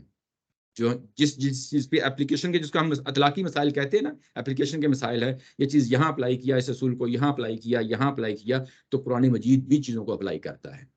جب میتا کا لفظ بولا تھا اوپر، تو اب قرآن مجید نے اس کو اپلائی کیا ہے کہ میں کن کن چیزوں کے لیے یہ میتا کا لفظ بول رہا ہوں. یہ وہ پہلو ہے جس کو قرآن اب کھولنا چاہتا ہے سورہ مائدہ کے اندر. ہو سکتا ہے کہ جو قرآن نازل ہو رہا ہے لوگوں کے ذہن میں اشتباہ کے پہلو ہیں. وہ قرآن نے جو پہلے بیان کرتا ہے مکی صورتوں میں، سورہ بقرہ میں پیچھے پڑھائے ہیں، وہ تو اس نے پھر سے دہرا دیے اور ان میں پھر مزید اضافہ کیا ہے. وہ جو اضافہ کیا ہے وہ دراصل کیا ہے، جو چیز اوپر بیان کی گئی تھی میتا کو، اس یہاں پہ آ کے کوئی اور نئی چیز نہیں بتانی مقصود تھی. یہ چیز بھی واضح رہے کہ یہاں پہ آ کے کوئی نئی چیز کو حلال و حرام کی بحث بتانا مقصود نہیں تھا. یعنی یہ کہ وہی چیزیں ہیں جن کو جو تم کو پہلے بتائی تھیں وہ واضح کر دی گئی تھی، لیکن اب اسٹل کوئی اشتباہ کی چیزیں تھیں تو میں اس کو رفع کر دیتا ہوں. تو وہ جو ہے کہ اوپر کہا گیا تھا کہ اب جو مردار ہے اس کو قرآن مجید نے کھولا ہے اور کہا ہے کہ وہ جانور بھی جو گلا گھٹنے سے مر گیا ہو وہ بھی حرام ہے اور وہ میتا ہے. جی جی قرآن شریف کے اندر جملوں میں نہیں ہے، یہ عقلی استدلال. نہیں، یہ اب یہاں پہ تو نہیں. استاد محترم کا اگر جو ہے نا وہ لیکچر سنے جو انہوں نے ان آیات پہ دیا ہے تو وہاں کھولا ہے. یہاں واؤ جو ہے تفصیل کی آئی ہے، زبان و بیان کیا. یہ جو لفظ واؤ ہے، واؤ جو ہے نا یہ تفصیل کے لیے بھی استعمال ہو جاتا ہے اور تفسیر کے لیے بھی. تفسیر معنی معنی، یعنی جن کو ہم لفظ یعنی بولتے ہیں اس کے معنی کے لیے ہو جاتا ہے. اور یہ اینڈ جو عام اور کا لفظ ہوتا ہے اس کے لیے بھی استعمال ہو جاتا ہے. تو یہاں اوپر جو باتیں بیان ہوئی ہیں اب واؤ کہہ کے اس کی تفصیل کرنا مقصود ہے، اس کی تفسیر بتانا مقصود ہے. تو واؤ یعنی زبان و بیان کے اندر جو چیز موجود ہے، جب وہ موجود ہے تو اس کے بعد جب ہم دیکھتے ہیں کہ یہاں پہ 3 طرح کے جو ہے نا مردار کو قرآن نے ذکر کیا ہے کہ وہ جو گلا گھٹنے سے مر گیا ہو. ایک تو قدرتی طور پہ مر گیا، وہ تو انڈرسٹوڈ ہے، اس کے بارے میں بحث نہیں ہو سکتی. لیکن کوئی ایسی صورتیں ہو سکتی ہیں کہ جس کو ہم فیصلہ کرنے میں ہمیں کوئی تذبذب ہو. نہیں، ویسے ابھی اگر دیکھیں جی جی کوئی گلا گھٹنے سے مر گیا ہے جی تو عام عقل یہ نہیں کہے کہ یہ مردار ہی ہے. مردار ہے، لیکن امکانات سارے ہیں، لیکن اس کو قرآن مجید نے مزید کھولا ہے. نہیں، میں یہ کہہ رہا ہوں جی جی کہ جب کوئی عام آدمی عقلی طور پر اس کو سمجھتا ہے جی تو جی یہاں ہم یہ جملہ کیوں نہیں کہہ سکتے کہ یہاں قرآن شریف عقلی استدلال کر رہا ہے. یہ ایسے ہی ہے. میں نے لفظ بولا تھا کہ فقہ القرآن جو ہے، اصل میں فقہ کیا چیز ہے؟ وہ عقلی استدلال کا ہی نام ہے کہ ایک چیز کی اصول کو دریافت کرنا اور اصول کے بعد اس کو کسی اطلاقی پہلو پہ، اس کی فرع پہ، یعنی روٹ سے چیز کو اٹھایا اور برانچ پہ جا کے اپلائی کر دیا. تو یہ کیا ہوتا ہے؟ یہ عقلی استدلال ہی ہوتا ہے. تو قرآن عقلی استدلال ہی کر رہا ہے، اس میں کوئی شک نہیں. ایسے ہی یعنی اب یہ کہ 3 چیزیں. لفظ کو کیسے یاد رکھیں گے؟ کیا آپ کیسے یاد رکھتے ہیں؟ منفی کا جس طرح انگلش کے مشکل الفاظ ہوتے ہیں کیسے رکھتے ہیں، یعنی استعمال سے ہوتے ہیں چیزیں، پڑھنے سے کوئی ٹپ نہیں ہے. ٹپ نہیں ہوتا. یعنی یہ کہ لکھ لیا اور اس کے بعد روزانہ 10 دفعہ جو ہے نا پڑھے اس کا کیا معنی ہے، اس کا کیا معنی ہے. یہ بچپن میں ہم پہاڑا یاد کرتے تھے پرائمری اسکول میں. ہمیں روزانہ جب چھٹی ہونے سے پہلے جو ہے نا کہا جاتا تھا کہ آج 12 تک پہاڑے پڑھنے ہیں. آج گلا گلا گھٹنا. اچھا، اب یہ گلا گھٹنا جو ہے یہ 2 طرح ہو سکتا ہے. یعنی ایک جانور خود کہیں جو ہے نا پھنس گیا ہے، اس کا گلا پھنس گیا ہے. امکانات ہوتے ہیں نا، یہ تو کہیں درخت پہ چڑھا ہوا ہے، کہیں جنگلے میں پھنس گیا ہے اور زور لگا رہا ہے، زور لگا کے مر گیا ہے، گلا گھٹ گیا ہے. اور ایک گلا گھٹنا آپ نے خود پکڑ کے اس کا گلا گھونٹ دیا ہے. دونوں شامل ہیں. یہ ہر طرح کا جو ہے نا، یہ میں ایک مثال دے رہا ہوں ایسی. اچھا، اس کے بعد آ گیا ہے کہ والموقوذہ، چوٹ سے مرا ہو. چوٹ سے مرنے کا مطلب یہ ہے کہ ایکسیڈنٹ ہے. یہ ہر طرح کا ایکسیڈنٹ ہے. ٹکر ماری، یہ چھت سے بھی گر سکتا ہے، کنویں سے بھی گر سکتا ہے. چوٹ ہے نا، یعنی کہیں کوئی چیز لگی ہے اس کو، اس کی وجہ سے مر گیا ہے. یعنی اس کے پریشر کی وجہ سے، زور کی وجہ سے ایک جانور مر گیا ہے اور وہ بھی حرام ہے. اس کے بعد متردیہ، یہ جو مقوضہ لفظ بولا ہے کہ چوٹ سے مرا ہو، اس کو مزید کھولا ہے. انسان عقلی طور پہ جو ہے نا پہنچ جاتا ہے کہ متردیہ کا مطلب یہ ہے کہ چھت سے گرا ہے، کنویں سے گرا ہے، کسی اونچی جگہ پہاڑ سے گرا ہے. اس کو کہتے ہیں. تردہ کا لفظ قرآن مجید میں ایک جگہ اور بھی استعمال ہوا ہے، یہ کہ دوزخ میں جو ہے نا تم اوپر سے گرو گے اور یہ ساری چیزیں جو ہے نا، تو یہ یعنی کسی اونچی جگہ سے گرنا. اب یہ جو پیچھے لفظ تھا موقوذہ یعنی چوٹ سے مرنا، اس کو مزید کھولا ہے، یعنی واضح ہو گیا نا. یعنی اصل میں یہ چیز یہاں پہ کیا تھی، منخنقہ تھی اور موقوذہ تھی، اور متردیہ اسی کی ذیل میں آ گیا. یہ جو stun کرتے ہیں جی جی یہ مقبوضہ کے اندر ہی آئے گا. جی. یہ الیکٹرک شاک کی اسٹننگ بھی اس کو کہا جاتا ہے. جب اس کو کسی جانور کو دیا جاتا ہے تو کہا جاتا ہے کہ اس سے جانور جو ہے وہ بے ہوش ہو جاتا ہے. یہ ویسٹ میں یہ پریکٹس کی جا رہی ہے. اس کے اندر جو عمومی طور پہ ہمارے جو فتوے آتے ہیں وہ یہی ہیں کہ اگر یہ چیز ثابت ہو جائے کہ اسٹننگ کے نتیجے میں وہ جانور مرا نہیں ہے اور وہ یعنی کہ وہ بے ہوش ہو گیا ہے، اس کے اندر جان ہے، تو وہ جائز ہے. لیکن اگر اس کے نتیجے میں پچھلے دنوں جو ہے نا یہاں وکٹوریا میں بھی جو ہمارا بورڈ آف امامز ہیں ان کی طرف سے بھی فتویٰ آیا تھا کہ بعض جو اس وقت آسٹریلیا کے اندر بھی جو بچریز ہیں وہاں پہ جب جانور ذبح ہو رہے ہوتے ہیں تو کچھ جانور مر جاتے ہیں. اس چیز کا خیال رکھا جائے سرٹیفکیشن کے دوران، جب ان کو حلال سرٹیفکیشن دی جاتی ہے تو اس چیز کا خیال رکھا جائے کہ وہاں پہ 0 چانس بھی نہیں ہونا چاہیے، یعنی ایک آدھ بھی کیس نہیں ہونا چاہیے کہ جس میں یہ جانور مر جاتے ہیں. کوئی ایسا طریقہ اختیار کیا جائے کہ ہمیں 100% میک شور کیا جائے کہ یہ جو جانور ہے جس کو ذبح کیا جا رہا ہے یہ اس ٹننگ کے نتیجے میں مرا نہیں ہے. اگر وہ مر گیا ہے تو وہ چوٹ ہے، اس میں کوئی شک نہیں ہے کہ وہ چوٹ ہے، وہ چوٹ ہے. اچھا، یہ چیز واضح ہو گئی. یعنی یہ کہ دیکھیں طاہر صاحب نے یہ جو سوال اٹھایا ہے یہ بالکل اسی نوعیت کا ہے کہ اگر ان آیات کو آپ سمجھ جاتے ہیں تو ان کو اپلائی کرنے میں کوئی مسئلہ نہیں ہے. اچھا، آگے بڑھتے ہیں تو یہاں پہ کہا گیا متردیہ، یہ دراصل جو متردیہ ہے وہ مقوضہ کی ہی ایک شکل ہے. اس کے بعد یہ کہا گیا ون نتیحہ. اب نتیحہ کیا چیز ہے؟ یہ سینگ لگ کے مرنا ہے. یعنی 2 جانور آپس میں لڑ بھڑے، یا کوئی بڑا جانور ہے چھوٹے جانور کو مارا، اس نے سینگ مارا اور اس کی وجہ سے وہ جانور مر گیا ہے، اور اس کو بھی قرآن مجید نے کھول دیا ہے. یہ بھی اگر آپ دیکھیں تو یہ بھی اصل میں چوٹ لگنے سے ہی مرنے والی بات ہے. لیکن کیونکہ اس کے نتیجے میں ظاہر خون بھی نکل سکتا تھا، اور وہ خون کا جو پہلو ہے وہ پہلو جہاں پہ ظاہر ہے کہ اس کو بتانا مقصود ہے. اچھا، اس کی جانوروں کی لڑائی میں جی وہی جانوروں کی لڑائی بڑائی میں بھی یہ چیز جو ہے نا وہ آ جاتی ہے. یہ پانی کہاں سے لیک ہو رہا ہے؟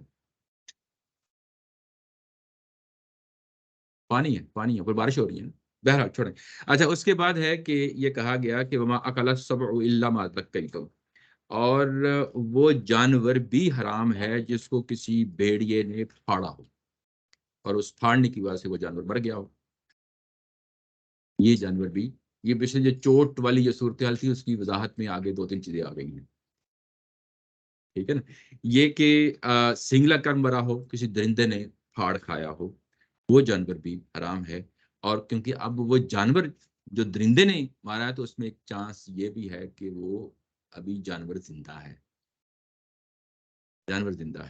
یہ جو درندے کی وجہ سے کوئی جانور اس نے پھاڑ دیا جانور، لیکن یوں ہی آپ پہنچے تو دیکھا کہ جانور ابھی زندہ ہے، وہ کہ وہ بے بس ہو گیا ہے، گرا ہوا ہے، اس کی خون نکل رہا ہے، جو بھی ہے، لیکن آپ نے پکڑ لیا. الا ما ذکیتم، آپ نے پکڑا اور اس کے بعد ذبح کر دیا. یہ جو صورتحال ہے یہ پیچھے سب کے لیے اپلائی ہو جائے گی، یہ صرف محض اس کے لیے نہیں رہے گی. درندے نے پکڑا اور آپ نے دیکھا کہ وہ زندہ ہے، زندہ پا کر آپ نے اس کو ذبح کر لیا. اب آپ نے دیکھا کہ سینگ لگنے سے جانور جو ہے نا وہ مرا نہیں، ابھی پکڑ لیا، ذبح کر لیا. چوٹ لگی، زخمی جانور کو آپ ذبح کر سکتے جی ایسے ہی چوٹ لگی، دیکھا کوئی سانس ہے، زندگی ہے اور مرنے والا ہے جانور، تو آپ نے پکڑا، ذبح کر لیا. تو یہ الا ما ذکیتم جو ہے اس کو اب ہم پچھلے تمام کیسز پہ اس کو اپلائی کریں گے، ایک ایک کر کے ان پہ اپلائی کریں گے. اگر وہ زندہ ہے تو زندہ ہونے کی وجہ سے وہ جائز ہے. اچھا، اس کے بعد یہ جو صورتیں تھیں، یہ صورتیں کس نوعیت کی صورتیں تھیں؟ یہ اصل میں کہاں سے بات نکلی ہوئی چیز تھی؟ یہ بات نکلی تھی، میں نے بتایا تھا کہ حرمت علیکم المیتہ. جو لفظ مائتہ کا لفظ آ گیا ہے یہ اس کی وضاحت میں قرآن مجید نے یہ ساری چیزیں بیان کی ہیں. اب جو اگلی بات ہے کہ وما اہل لغیر اللہ، اب قرآن مجید اس کو کھولے گا. اب قرآن مجید اس کو کھولے گا، یعنی یہ کہ اصل میں یہاں پہ 3 چیزیں ہیں اور 3 میں سے 2 کو قرآن مجید نے کھولا ہے، اور وَلَحْمُ الْخِنْزِيرِ کو پھر جو نا چھوڑ دیا ہے، کیونکہ وہ تو بالبداہت واضح تھی۔ اگر کوئی چیز کنفیوژن کا باعث ہو سکتی تھی تو وہ میتا اور وما اہل لغیر اللہ اس کو کھولا ہے، دم کو والدم کو اور ولحم الخنزیر کو چھوڑ دیا ہے۔ یعنی ایک پہلی چیز کو پکڑا اور ایک آخری چیز کو پکڑا۔ پہلی چیز کو پکڑ کے بتایا کہ یہ منخنقہ ہے، موقوذہ ہے، متردیہ ہے، اور اس کے بعد نتیحہ ہے، اور وما اکل السبع الا ما ذکیتم، یعنی اس میں کسی بھیڑیے کا پھاڑ دینا یہ ہے۔ اب جو اگلی صورتحال ہے جس کو میں کہہ رہا ہوں کہ وما اہل لغیر اللہ، اس کو قرآن مجید نے لیا ہے اور اس کو بتایا ہے کہ وما ذبح علی النصب، جس طرح میتا کا جو قدرتی طور پہ مارا جانا فطری طور پہ جانور کا، اس کو ذکر نہیں کیا قرآن مجید نے۔ قرآن مجید نے کن چیزوں کا ذکر کیا ہے؟ اضافی چیزوں کا ذکر کیا ہے۔ اگر کوئی جانور غیر اللہ کے نام پہ ذبح ہوتا ہے، وہ کہیں بھی ہوتا ہے، XYZ جگہ پہ بھی ہوتا ہے، تو حرام ہے۔ XYZ اب اس کی ایک مثال ہے جو اس دور میں لوگوں کو جو ہے نا درپیش ہے، اس کو اب جو ہے نا قرآن مجید نے کھولا ہے۔ وہ جانور جو نصب پہ ذبح کیے جاتے ہیں، وہ جانور جو نصب پہ ذبح کیے جاتے ہیں، نصب کیا چیز ہے؟ یہ استھان کو کہا جاتا ہے، تھان کو کہا جاتا ہے۔ انگلش میں آلٹر کا جو لفظ ہے، ALTAR کا جو لفظ استعمال ہوتا ہے، یہ وہ جگہ ہوتی ہیں جس جگہ پہ کوئی جانور نذرانہ پیش کیا جاتا ہے، جہاں اپنی مال جا کے نذرانات کے طور پہ پیش کرتے ہیں، جانور کی قربانی دیتے ہیں۔ یہ بتوں کے اوپر یا بزرگوں کی ڈھیریوں کے اوپر، یا جو ہے نا ایسی جگہیں جن کو ظاہر ہے کہ آپ نے کسی خاص شخص کے لیے منسوب کر دی ہیں، کسی جس کو ہم ڈیری کہتے ہیں، یعنی خواہ وہ بتوں کی جو صورت میں ہوں، خواہ وہ جو ہے نا قبروں کی صورت میں ہوں، ان کے اوپر وہ خاص جگہ بنائی جاتی ہیں، ایک پتھر رکھ دیا جاتا ہے یا اس کو ایک خاص شکل دے دی جاتی ہے، وہاں پہ جو قربانی دی جاتی ہے اس کو نسب کہا جاتا ہے۔ تو یہ جو نسب ہے کہ وہ جگہیں جہاں پہ یہ جانور ذبح کر دیا گیا ہو، پھر وہی بات میں آپ کو کہوں گا کہ یہ بہیمۃ الانعام ہی کی بات ہو رہی ہے، کسی اور جانور کی بات نہیں ہو رہی، ٹھیک ہے؟ یہ کہ جانور کو پکڑا آپ نے، اس کو اصل میں وہ جانور کیا ہے؟ وہ حلال ہے، طیب ہے، لیکن کیونکہ آپ نے اس کو غیر اللہ کے نام پہ دے دیا ہے، تو یہ آپ کی سوچ اور فکر کی جو ہے نا وہ گندگی ہے، سوچ اور فکر کی گندگی کی وجہ سے جو ہے نا وہ حرام قرار دیا جا رہا ہے۔ یہ چیز واضح رہنی چاہیے۔ اب یہ نسب کا نام لے لیا گیا تو یہاں پہ 2 چیزیں اور نکلتی ہیں۔ نسب کیوں بنائے جاتے ہیں؟ نسب اس لیے بنائے جاتے ہیں کہ کسی فرد کی قربت جو ہے نا، یا کسی بت کی قربت اور اس کی خوشنودی درپیش ہوتی ہے۔ آپ چاہتے ہیں کہ میرے اس عمل کی وجہ سے یہاں مرا ہوا شخص جو ہے، جو قبر کے اندر پڑا ہے، یا یہ بت ہے، یا کوئی اور فرشتے کی جو ہے نا آپ نے ڈیری بنا دی، کوئی پوائنٹ بنا دیا، کوئی ایسے جو ہے نا کوئی سمبل بنا دیا، اس کے اوپر جا کے جب آپ نے ذبح کر دیا اور اس کا تقرب حاصل کرنے کے لیے، اس کی خوشنودی حاصل کرنے کے لیے سب کچھ کر دیا، تو اس کے نتیجے میں بھی یہ جانور حرام ہو گیا، اس کے نتیجے میں جانور حرام ہو گیا۔ اب وہاں پہ جب آپ جاتے ہیں تو خواہ آپ کیا کرتے ہیں؟ ہو سکتا ہے کہ آپ اس کا نام نہ لیں، یعنی اس غیر اللہ کا نام نہ لیں، پھر بھی وہ حرام ہے، پھر بھی وہ حرام ہے۔ اگر آپ وہاں جا کے اللہ کا بھی نام لے لیتے ہیں تو پھر بھی حرام ہے۔ یعنی یہ کہ اگر آپ کی نیت یہ ہے کہ میں تو یہاں پہ لایا ہوں اس بزرگ کی، اس بت کی جو ہے نا تقرب حاصل کرنا ہے، لیکن کیونکہ میں اللہ کا نام لے لیا ہے، پاک چیز تھی، یہ نسب لانے کا دراصل مطلب ہی یہی ہے۔ اگر بات اتنی ہوتی کہ غیر اللہ کے نام پہ ذبح کر دیا جاتا تو نسب کہنے کی ضرورت ہی نہیں تھی، یہ چیز انڈرسٹوڈ تھی۔ جب اس چیز کو سامنے لایا گیا تو اس کے اندر ایک ایسا ہم نہیں کہہ سکتے اس سے نسب بولا گیا، جی اس سے مراد یہی تھا کیونکہ اس طریقہ جی، وہ میں ابھی اسی طرف آ رہا ہوں۔ اس کی وجہ یہ ہے کہ ایک چیز ہوتی ہے عرفی حیثیت، ایک چیز کیا ہوتی ہے؟ عرفی حیثیت ہوتی ہے، یعنی وہ جو نسب ہے اس کی عرفی حیثیت ہی یہی ہے کہ وہاں پہ جانور لائے جائیں اور قربان کیے جائیں اور کسی خاص شخصیت کی جو ہے نا تقرب حاصل کر لیا جائے، یہ چیز واضح ہو گئی نا؟ تو جب اس کی عرفی حیثیت یہ ہے تو آپ نے وہاں پہ جا کے وہ کام کرنا ہی کیوں ہے کہ میں جا کے وہاں اللہ کا نام لے کے کام کروں گا؟ میری بات واضح ہوئی نا؟ یعنی اصل میں یہاں پہ عرفی حیثیت کو جو ہے نا وہ سامنے رکھنا ہے، عرفی حیثیت جو ہے نا وہ متعین کر رہی ہے کہ یہ یہاں پہ کس مقصد کے لیے قربانیاں ہوتی ہیں۔ اب آپ کی نیت کیا ہے اس کو نہیں یعنی کنسیڈر کیا جائے گا، اس عرفی حیثیت کو دیکھا جائے گا کہ عرفی حیثیت کیا ہے۔ یہ صحیح ہے کہ زنا کے قریب ہی نہ جاؤ۔ یہ ایسے ہی ہے، زنا کے قریب بھی نہ جاؤ، ایگزیکٹلی ایسے ہی ہے، یعنی شرک کے قریب بھی نہ جاؤ. قرآن مجید نے اس کا بھی ذکر کیا ہے کہ یہ کہ شرک کے قریب نہ جاؤ، کیونکہ وہ اصل میں اس کی عرفی حیثیت یہ ہے. بات سمجھ گئے نا؟ تو یہاں پہ یہ کہ اس کا نام لیا جائے یا نہ لیا جائے، اس سے کوئی فرق نہیں پڑتا اللہ تعالیٰ کی ذات کا. اور غیر اللہ کے نام تو ویسے ہی پہلے بتا دیا گیا، وہ تو انڈرسٹوڈ، وہ نہیں ہوتے. اس کی وجہ یہ ہے کہ ہم جس بیک گراؤنڈ جس کلچر کے ساتھ رہتے ہیں، اس کے اندر اب یہ چیز واضح ہو گئی کہ جو ہم قبروں پہ جو بزرگوں کی جو ہے نا جس طرح داتا دربات جا کے جو ہے نا، یا اس طرح دوسرے تیسرے جو ہے نا جو چیزیں ہم وہاں پہ جا کے دیگیں چڑھا رہے ہوتے ہیں، دراصل وہ بھی اسی دائرے کے اندر آتے ہیں. اس کو تدبر قرآن میں اور نیچے البیان میں بھی اس کو واضح کر دیا ہے کہ ہمارے نقطہ نظر کے مطابق یہ چیزیں بھی اسی کے اندر آئیں گی اور معذوبی علی النسب کے جو ہے نا دائرہ کار میں آ جائیں گی. اور اس کے بارے میں ہمیشہ متعید رہنا چاہیے. جس طرح خنزیر کھا لیا ہے، میں نے کہا نا کہ خنزیر کے بارے میں ہمارے ذہنوں میں ایک تصور بیٹھا ہوا ہے کہ خنزیر کھا لیا، اور یہ محاورہ ہی بن گیا خنزیر کھا لیا. خنزیر کھا لیا یا وہ دیگ کھا لی، یہ یعنی برابر ہو گیا. میتہ کھا لیا یا جو ہے نا وما اہل لغیر اللہ، کسی غیر اللہ کے نام پہ ذبح ہوا جانور کھا لیا، یہ برابر ہے، کوئی فرق نہیں پڑتا اس. یعنی اس کے بارے میں ہمیشہ جو ہے نا واضح رہنا چاہیے. وَأَن تَسْتَقْسِمُوا بِالْأَزْلَامِ، اس کے بعد اگلی بات کی گئی کہ وہ جانور بھی جو ہے نا حرام ہیں جن کا گوشت تیروں کے ذریعے تقسیم کیا جاتا ہے. یہاں پہ اصل میں تقسیموں کا لفظ آ گیا ہے، اس کا مطلب یہ ہوتا ہے کہ حصے بانٹنا بھی ہوتا ہے یا تقسیم کرنا بھی ہوتا ہے. یہ ہے بالازلام، یہ تیر کے لیے لفظ استعمال ہوتا ہے. ازلام تیروں کے لیے. تیر جو ہے دو طرح کے کاموں کے لیے استعمال ہوتے تھے عربوں کے زمانے میں، اور آج بھی یہی ہوتے ہیں. ایک ہوتا ہے فال نکالنا، تیر فال نکالنا. فال نکالنا کیا ہوتا ہے کہ آپ نے ایک تیروں میں سے ایک تیر اٹھایا اور یہ کہا کہ یہ تیر جو ہے نا یہ بتاتا ہے کہ تمہارا مستقبل کیا ہوگا. غیب کی باتیں جو ہے نا اسے پتہ کی جاتی ہیں. جب اس طریقے سے بات کی جاتی ہے اس کو کہتے ہیں فال نکالنا. یہ جو تیروں کا کام فال نکالنے کا، یہ عربوں کے ہاں بھی موجود تھا اس وقت. لیکن یہاں پہ کس پہلو سے بات کی گئی ہے؟ یہ ان کی خاص ایک پریکٹس تھی عربوں کے زمانے میں، یہ کہ وہ شراب پیتے. محفلیں جب موسم سرما آتا، سردیوں کا موسم آتا، تو اس میں محفلیں جب آتے شراب پیتے، اور اس میں کسی کا چلتا پھرتا اونٹ پکڑتے، منہ مانگی قیمت جو ہے نا وہ مالک کو دیتے، اور اس کے بعد اس کو ذبح کرتے. ذبح کرنے کے بعد گوشت کی ڈھیریاں لگا دیتے، اور ان گوشت کی ڈھیریوں پہ جوا کھیلتے تھے تیروں کے ذریعے. جوئے کی یہ قسم ہے. تو وہ دراصل اب کیا ہوا کہ اب گوشت جو ہے وہ حلال بے شک ہم نے جائز طریقے سے کر لیا ہو. ٹھیک ہے. اب پھر یہاں پہ اس کو کہا ہے کہ ذالکم فسق.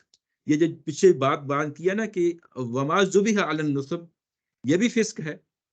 یہ سورہ نام میں بھی جا کے کھولا ہے، لیکن یہاں پہ بھی بتا دیا کہ یہ اصل میں وَأَن تَسْتَقْسِمُوا بِالْأَزْلَامِ، یا تیروں کے ذریعے سے جو ہے نا تم گوشت تقسیم کرو. یہ بعض تفسیروں میں گوشت کا ذکر نہیں آیا، یا محض جو ہے نا غائب کی چیزیں کرنے کے لیے حرام کہا گیا ہے. حالانکہ یہ وہ بات نہیں کی گئی، کیونکہ یہاں گوشت ہی کی بات ہو رہی تھی، تو ہم نے اس کو گوشت ہی جو ہے نا سمجھیں گے کہ وہ پریکٹس، وہ جو فال نکالنا وہ اپنی جگہ حرام ہے. یہ بات سمجھ گئے نا، وہ اپنی جگہ غلط بات ہے. لیکن یہاں پہ کون سے پہلو کو جو ہے نا لیا گیا ہے کہ وہ گوشت جس کو تم تقسیم کرتے ہو تیروں کے جوئے کھیلنے کی وجہ سے، وہی پوائنٹ آ گیا. ہاں کہ اصل میں آگے کہہ دیا کہ ذالکم فسق، کہ اصل گوشت کیوں وہ حرام ہو گیا؟ اس لیے حرام ہو گیا ہے کہ وہ بنیادی طور پہ اس پہ جوا کھیلا گیا ہے. اس کو جو سورس ہے جہاں سے گوشت حاصل کر رہے ہیں اس کی نوعیت بدل گئی ہے. اب یہاں پہ غیر اللہ کے نام پہ ذبح کرنے کی بات نہیں کہی جا رہی. یہاں پہ گوشت ہو سکتا ہے کہ وہ اللہ کے نام پہ ہی ذبح کیا گیا ہو، لیکن کیونکہ آپ اس کے اوپر جوا کھیل رہے ہیں، اور جو جوا ہے وہ جوا خود اٹ سیلف جو ہے وہ بتا دیتا ہے کہ یہ چیز ایک حرمت کے دائرے کی چیز تھی، اور آپ نے اس حرمت کے دائرے میں داخل ہو کے یہ کام کیا ہے، تو وہ کام بھی جو ہے نا، وہ جو گوشت ہے وہ بھی حرام ہو گیا. اب وہ ایک انڈائریکٹلی لنک ہو گیا. میری بات سمجھ رہے ہیں نا؟ اب یہ نسب کے اوپر جو ہے، جو اگر آپ کہیں کہ اللہ کے نام پہ بھی آپ نے ذبح کر دیا ہے، اور اس کو اب وَأَن تَسْتَقْسِمُوا بِالْأَزْلَامِ کے ساتھ جوڑ کے دیکھیں کہ اصل میں کیا چیز ہے، کہ وہ گوشت کو حاصل کرنے کا جو ذریعہ ہے، جس ذریعے سے آپ نے گوشت حاصل کر رہے ہیں، وہ ذریعہ غلط ہے. اس کی وجہ سے ایک چیز جو ہے نا وہ حرام ہو گئی ہے. بات واضح ہو گئی نا؟ یعنی اس طریقے سے چیزیں جو ہے نا وہ کیسے جو ہے نا متعین ہو کے جاتی ہیں. یہ آگے یہ اب ایک دو چیزیں ہیں میں آپ کے ساتھ جو ہے نا شیئر کرنا چاہتا ہوں، بلکہ جو نا آگے بحث آئے گی اس کے ساتھ اس کو ملا کے دیکھ لیں گے شکاری جانوروں کے ساتھ. وہاں پہ زیادہ جو ہے نا وہ واضح طور پہ ہے. یہ جو ابھی چیز پڑھی ہے ہم نے کہ अन तस्तक़सिमू बिल अज़लाम, ये सूरह बकरा में पीछे आ चुकी है। उसका ऊपर मैंने हवाला दिया है कि यसअलूनका अनिल ख़म्रि वल मैसिरि कुल फ़ीहिमा इस्मुन कबीरुन व मनाफ़िउ लिन्नासि व इस्मुहुमा अकबर मिन नफ़इहिमा। यानी ये असल में पहले चीज़ आ चुकी है, कुरान मजीद ने उसका हवाला दिया है कि गो के इस जो तीरों जुए के ज़रिए से गोश्त तक़सीम करते हैं, इसमें भी फ़ायदा है लोगों का। कुरान ने कोई इनकार नहीं किया, लोगों का फ़ायदा होता है, लेकिन जो उससे गुनाह होता है, वो उसके फ़ायदे से ज़्यादा है, ये बताया है।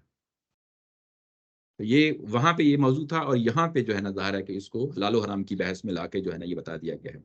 उसके बाद आगे ये जो लफ़्ज़ है अल-यौम अ, अल-य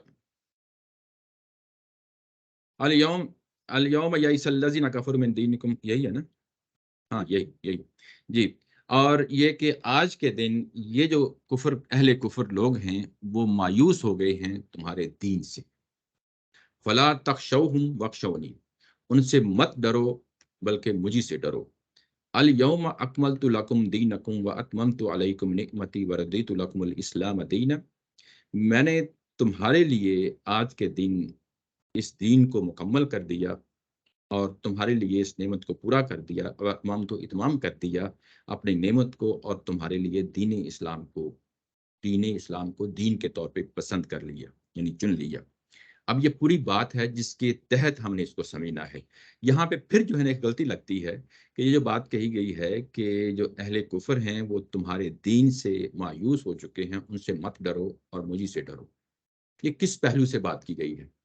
इसके कई एक पहलू हो सकते हैं कि उनसे मत डरो, मुझी से डरो। लेकिन हम इसको इसी जगह जो जहाँ पे बात बयान हुई है उसी कॉन्टेक्स्ट में इसको समझेंगे। वो ये है कि असल में दीन अब मुकम्मल हो गया है। दीन अब मुकम्मल हो गया है और दीन अब इत्माम उसका हो गया है। मैंने अपनी तरफ से दीन पूरी का पूरा आपके हवाले कर दिया है। अब इस मामले के हवाले से जो अहले कुफ़र हैं, वो मायूस हो गए हैं इस दीन से। अब उनसे ना डरो, मुझसे डरो। अब ये जो बात है इसकी बैकग्राउंड रखती है।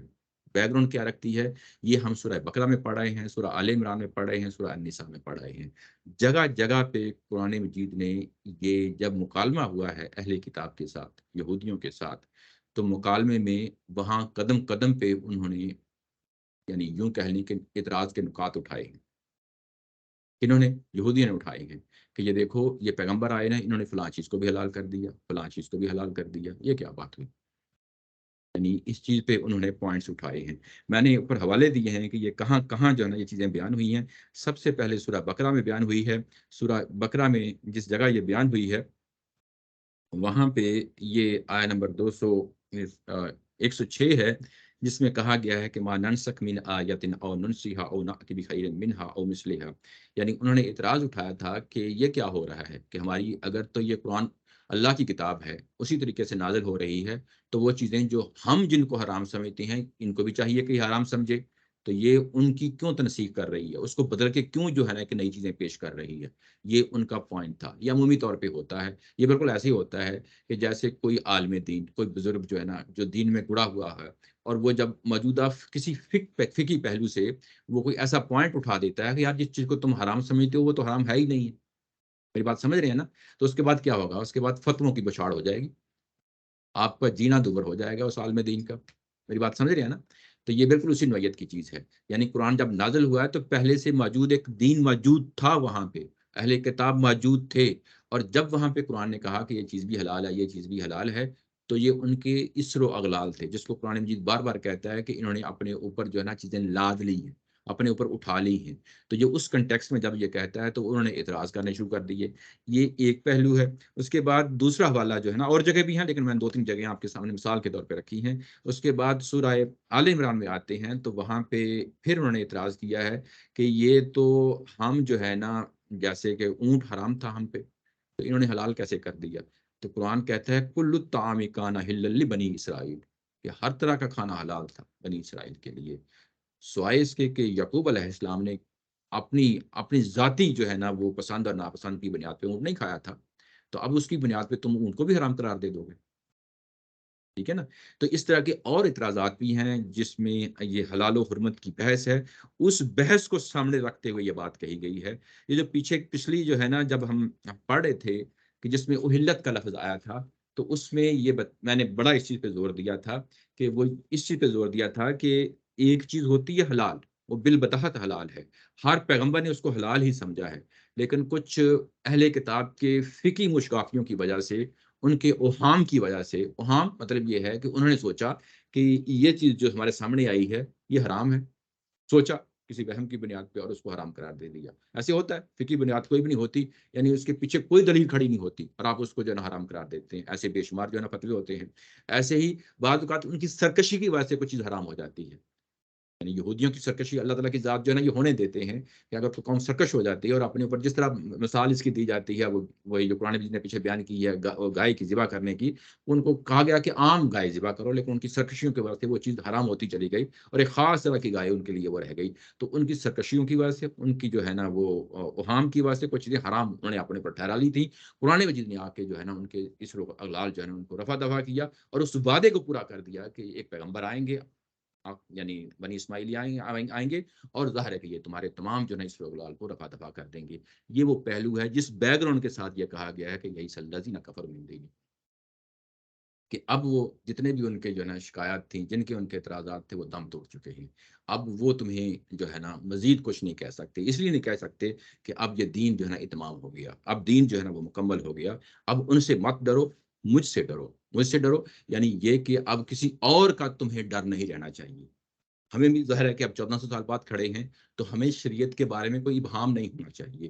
حلال و حرام کے بارے میں کوئی جو ہے نا کوئی ڈرنا نہیں چاہیے. یعنی مختلف تہذیبوں سے، مختلف جو ہے نا ارد گرد جو ہمارے یہاں ماحول بنا ہوا ہے، ہمیں جو کچھ کرنا ہے ہم جو ہے نا وہ کیوں کرنا ہے؟ اس لیے کہ ہمیں اللہ نے کہا کہ مجھ سے ڈرو، مجھے سے ڈرو. یہ اسپرٹ کے ساتھ جو ہے نا حلال و حرام کی دنیا میں داخل ہونا ہے. یہ کہ کوئی اور ہمیں کیا کہیں گے، یہ اسپرٹ نہیں ہونی چاہیے. اللہ سے ڈر ہونا چاہیے، اس کے علاوہ کوئی اور ڈر نہیں ہونا چاہیے. اس کے بعد کہا کہ الیوم اکملت لکم دینکم واتممت علیکم نعمتی. یہ جو لفظ الیوم آ گیا ہے یہ بار بار آئے گا، یہ بار بار آئے گا. اور یہ جب بار بار آئے گا، ایک دفعہ نہیں بلکہ 2-3 دفعہ جو ہے نا یہ لفظ آئے گا آگے بھی. تو یہ عمومی طور پہ ہمارے ہاں تفسیروں کے اندر ایک روایت آ گئی ہے کہ یہ جو آیا ہے یہ حجۃ الوداع، نبی پاک صلی اللہ علیہ وسلم کا جو آخری حج ہے اس دن یہ جو ہے نا آیا نازل ہوئی ہے. ایسی کوئی چیز نہیں ہے، کیونکہ ہم نظم کے اندر رکھ کے چیز کو دیکھتے ہیں.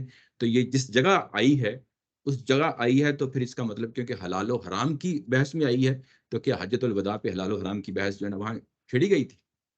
میری بات سمجھ رہے ہیں نا.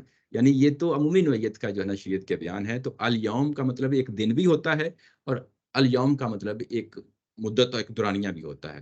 تو جیسے ہم کہتے ہیں کہ آج کل میں یہ کام کر رہا ہوں، تو آج کل کا مطلب یہ نہیں ہوتا کہ آج اور کل، یعنی ان 2 دنوں میں.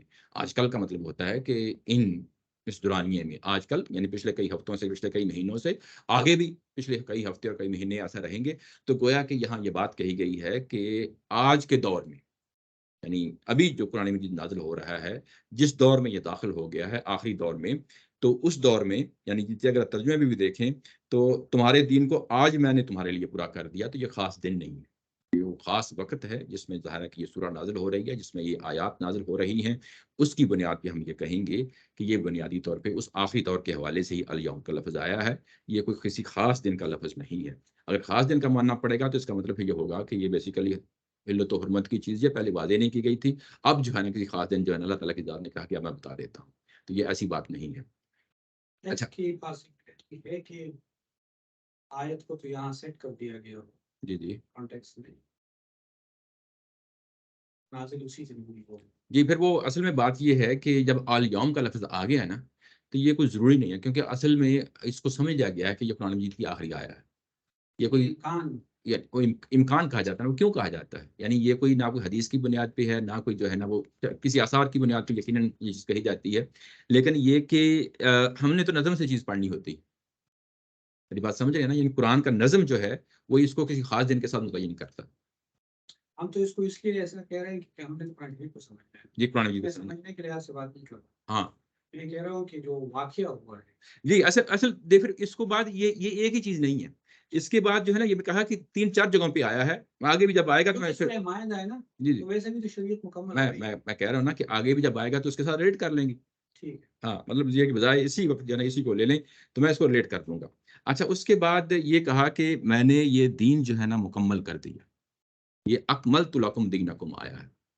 اکمل اور اتممت یہ دو لفظ آ گئے ہیں. جب ہم اکملت کا لفظ بولتے ہیں تو گویا کہ ایک پورا ڈھانچہ ہے، اس کے ہر ڈھانچے کو جو ہے نا یعنی پلرز ہیں، اس کی چھت ہے، اس کی زمین جو کچھ بھی ہے وہ کھڑا کر دیا، اور اس کے بعد ہر طرح کی جو بیوٹیفائی کیا جاتا ہے یعنی کچھ چیزیں ایکسٹرا ڈالی جاتی ہیں اس کے لفظ اتمام بولا جاتا ہے. ٹھیک ہے.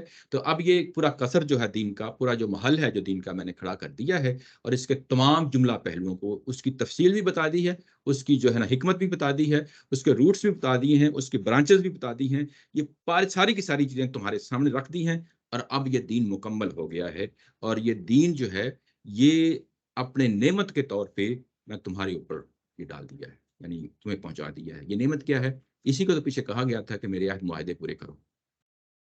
یہ وہی نعمت ہے. یعنی اگر آپ پچھلی بات سے جو پہلا جملہ ہے اسی کے ساتھ جوڑیں تو پھر جو ہے نا یہ واضح ہو جاتا ہے کہ وہ جو عقود کی بات کی گئی تھی وہ کون سے عقود ہیں. یہ اللہ کی نعمت ہے. یہ کیا چیز ہے؟ یہ شریعت ہے. کسی زمانے میں یہ تورات تھی، جس طرح میں نے کہا بنی اسرائیل کی جو سورہ بقرہ میں ہے، اور اب یہ قرآن ہے. اور اب یہ قرآن ہے، اس کو جو ہے نا میں اب آپ جا کے جوڑتا ہوں. آیا نمبر 150 یعنی سورہ بقرہ کی جو آیا ہے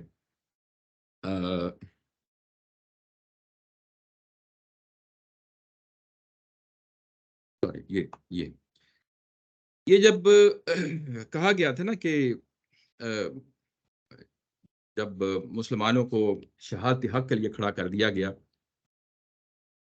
اور ان کا قبلہ جو ہے نا تبدیل ہو گیا، اور اس کے ساتھ کہا کہ جیسا کہ قبلہ تبدیل ہو گیا ہے ویسے ہی بنی اسرائیل سے میں نے شہادت حق کا فریضہ لے کے میں نے بنی اسماعیل کی طرف منتقل کر دیا ہے. اور وہاں پہ یہ کہا گیا تھا کہ یہ آیا نمبر 140 جو ہے نا پیچھے 143 ہے، جس میں یہ کہا گیا تھا وَكَذَلِكَ جَعَلْنَاكُمْ أُمَّةً وَسَطًا لِتَكُونُوا شُهَدَاءَ عَلَى النَّاسِ وَيَكُونَ الرَّسُولُ عَلَيْكُمْ شَهِيدًا. یہ شہادت حق کی گواہی ہے کہ اب یہ دین تمہارے حوالے کیا جا رہا ہے. یہ شہادت حق کی گواہی تم نے دینی ہے، یعنی اس کو اپنی اوپر اپلائی کرنا ہے، اس کے مطابق زندگی گزارنی ہے، اور دنیا کے سامنے دعوت لے کے جانا ہے. یہ دعوت تمہیں کس نے دی؟ سب سے پہلے رسول نے دی، اور اب اس کے بعد یہ صحابہ کی طرف منتقل ہوئی ہے، اور صحابہ کے بعد دنیا کو منتقل ہو جائے گی. یہ بات تھی جو یہاں پہ بیان ہوئی. آگے چل کے اس کو مزید کھولا ہے آیہ نمبر 150، جس میں میں ابھی آپ کو لے کے جانا چاہتا ہوں، جو خاص آج کی آیہ کے حوالے سے ہے. وہ یہ ہے، اگر آپ وہاں اس کو دیکھیں تو وہاں یہ کہا گیا کہ میں دراصل یہ کیوں جو ہے نا تمہیں یہ ذمہ داری دی ہے، لِأَلَّا يَكُونَ لِلنَّاسِ عَلَيْكُمْ حُجَّةٌ، کہ تم پہ ایک حجت قائم ہو جائے. اور تم نے اب جو پچھلے اہل کتاب ہیں ان سے ڈرنا نہیں. وہاں پہ بھی یہی لفظ استعمال ہوا ہے، فَلَا تَخْشَوْهُمْ وَاخْشَوْنِي، مجھ سے ڈرنا ہے، ان سے نہیں ڈرنا. وہ تو تمہیں اعتراض کریں گے، تم پہ انگلیاں اٹھائیں گے، ان سے نہیں ڈرنا. اور میں ایک اور مقصد کے لیے جو ہے نا یہ تمہیں شریعت دے رہا ہوں، یہ نعمت دے رہا ہوں. وَلِأُتِمَّ نِعْمَتِي عَلَيْكُمْ وَلَعَلَّكُمْ تَهْتَدُونَ، یہ کہ تم پہ اپنی نعمت کو پورا کرو. یہ نعمت کیا چیز ہے؟ یہی قرآن مجید ہے. اور یہی نعمت کا حوالہ یہاں پہ آ کے اس جگہ پہ دیا ہے جس جگہ ہم یہ آیا پڑھ رہے ہیں آج. اس میں اگر آپ دیکھیں تو اس میں یہ کہا گیا کہ دین کو مکمل کر دیا، اور اس کے بعد وہ اتممت علیکم نعمتی، میں نے اپنی نعمت کو پورا کر دیا. یہاں پہ 2-3 رائے پائی جاتی ہیں کہ یہ آیا جو ہے یہ کس چیز کے حوالے سے ہے. ایک رائے تو یہ پائی جاتی ہے، تفسیروں کے اندر آپ دیکھیں گے کہ یہ قرآن مجید دراصل جو ہے نا وہ پچھلی تمام کتابوں کی جو چیزیں وہاں نہیں تھی قرآن مجید میں آ کے اس کو پوری کر دی. یعنی یوں کہہ لیں کہ جو دین شروع ہوا تھا آدم علیہ السلام سے، وہ آہستہ آہستہ آہستہ اپنی شکل میں جو ہے آگے بڑھتا رہا، اپنی حیت تبدیل کرتا رہا، اور اپنے پورے اتمام کے ساتھ قرآن مجید تک پہنچتے پہنچتے وہ بات پہنچ گئی. یہ وہ بات نہیں کہی جا رہی یہاں پہ. یہ بات نہیں کہی جا رہی کہ پچھلی شریعتیں جو تھیں وہ ناقص تھی اور اس جگہ آ کے شریعت جو ہے نا مکمل ہو گئی. یہ بات نہیں کہی جا رہی، بلکہ بات یہ کہی جا رہی ہے کہ جو قرآن جب نازل ہونا شروع ہوا تھا پہلی وحی سے لے کے، جو نعمت شروع تم پہ جو ہے نا میں نے دینی کی تھی، وہ اب آ کے میں نے مکمل کر دی ہے. وہ اب آ کے میں نے مکمل کر دی ہے. اور پیچھے جو ہم نے سورہ بقرہ کے اندر ابھی جو ہم نے جو پڑھا ہے پیچھے، وہ دراصل یہی چیز بیان کی گئی تھی کہ ولی اتم نعمتی. یہ کلو ہمارے پاس آ گیا، ولی اتم نعمتی، کہ میں جو تمہیں شریعت دے رہا ہوں جو بنی اسرائیل سے بنی اسماعیل کی طرف جو ہے نا جب یہ شہادت یافتہ منتقل ہوا ہے تو میں نے تمہیں قرآن دے رہا ہوں، اور یہ جو منتقل ہونے کا ذریعہ ہے اس میں جو ہے نا اپنی نعمت کو بھی اتمام کرنا چاہتا ہوں۔ اب یہ نعمت جو ہے یہاں پہ مائدہ میں آ کے ہمیں پتہ چلا کہ اس نعمت کا اتمام ہو گیا ہے، یعنی یہ کہ اب وہ جو چیز دینا شروع کی تھی آخری دور میں داخل ہو گئی ہے، الیوم کہہ کے وہ آخری دور میں داخل ہو گئی ہے، اور اس کے بعد یہ کہا کہ میں نے دین تمہارے لیے اسلام ہی کو چن لیا ہے۔ اب جب ہم یہ آیت پڑھتے ہیں تو عمومی طور پہ کمپیریزن کے طور پہ کھڑا کر دیتے ہیں کہ یہ وہ دین ہے جو یہودیت کے مقابلے میں ہے یا عیسائیت کے مقابلے میں ہے۔ نو ڈاؤٹ کہ جو ہے نا ظاہر ہے کہ وہ یہودیت اور عیسائیت کے حوالے سے بات کی جا رہی ہے، لیکن یہ کوئی اس طرح کی چیز نہیں ہے کہ وہ ایک علیحدہ دین ہے اور یہ ایک علیحدہ دین ہے۔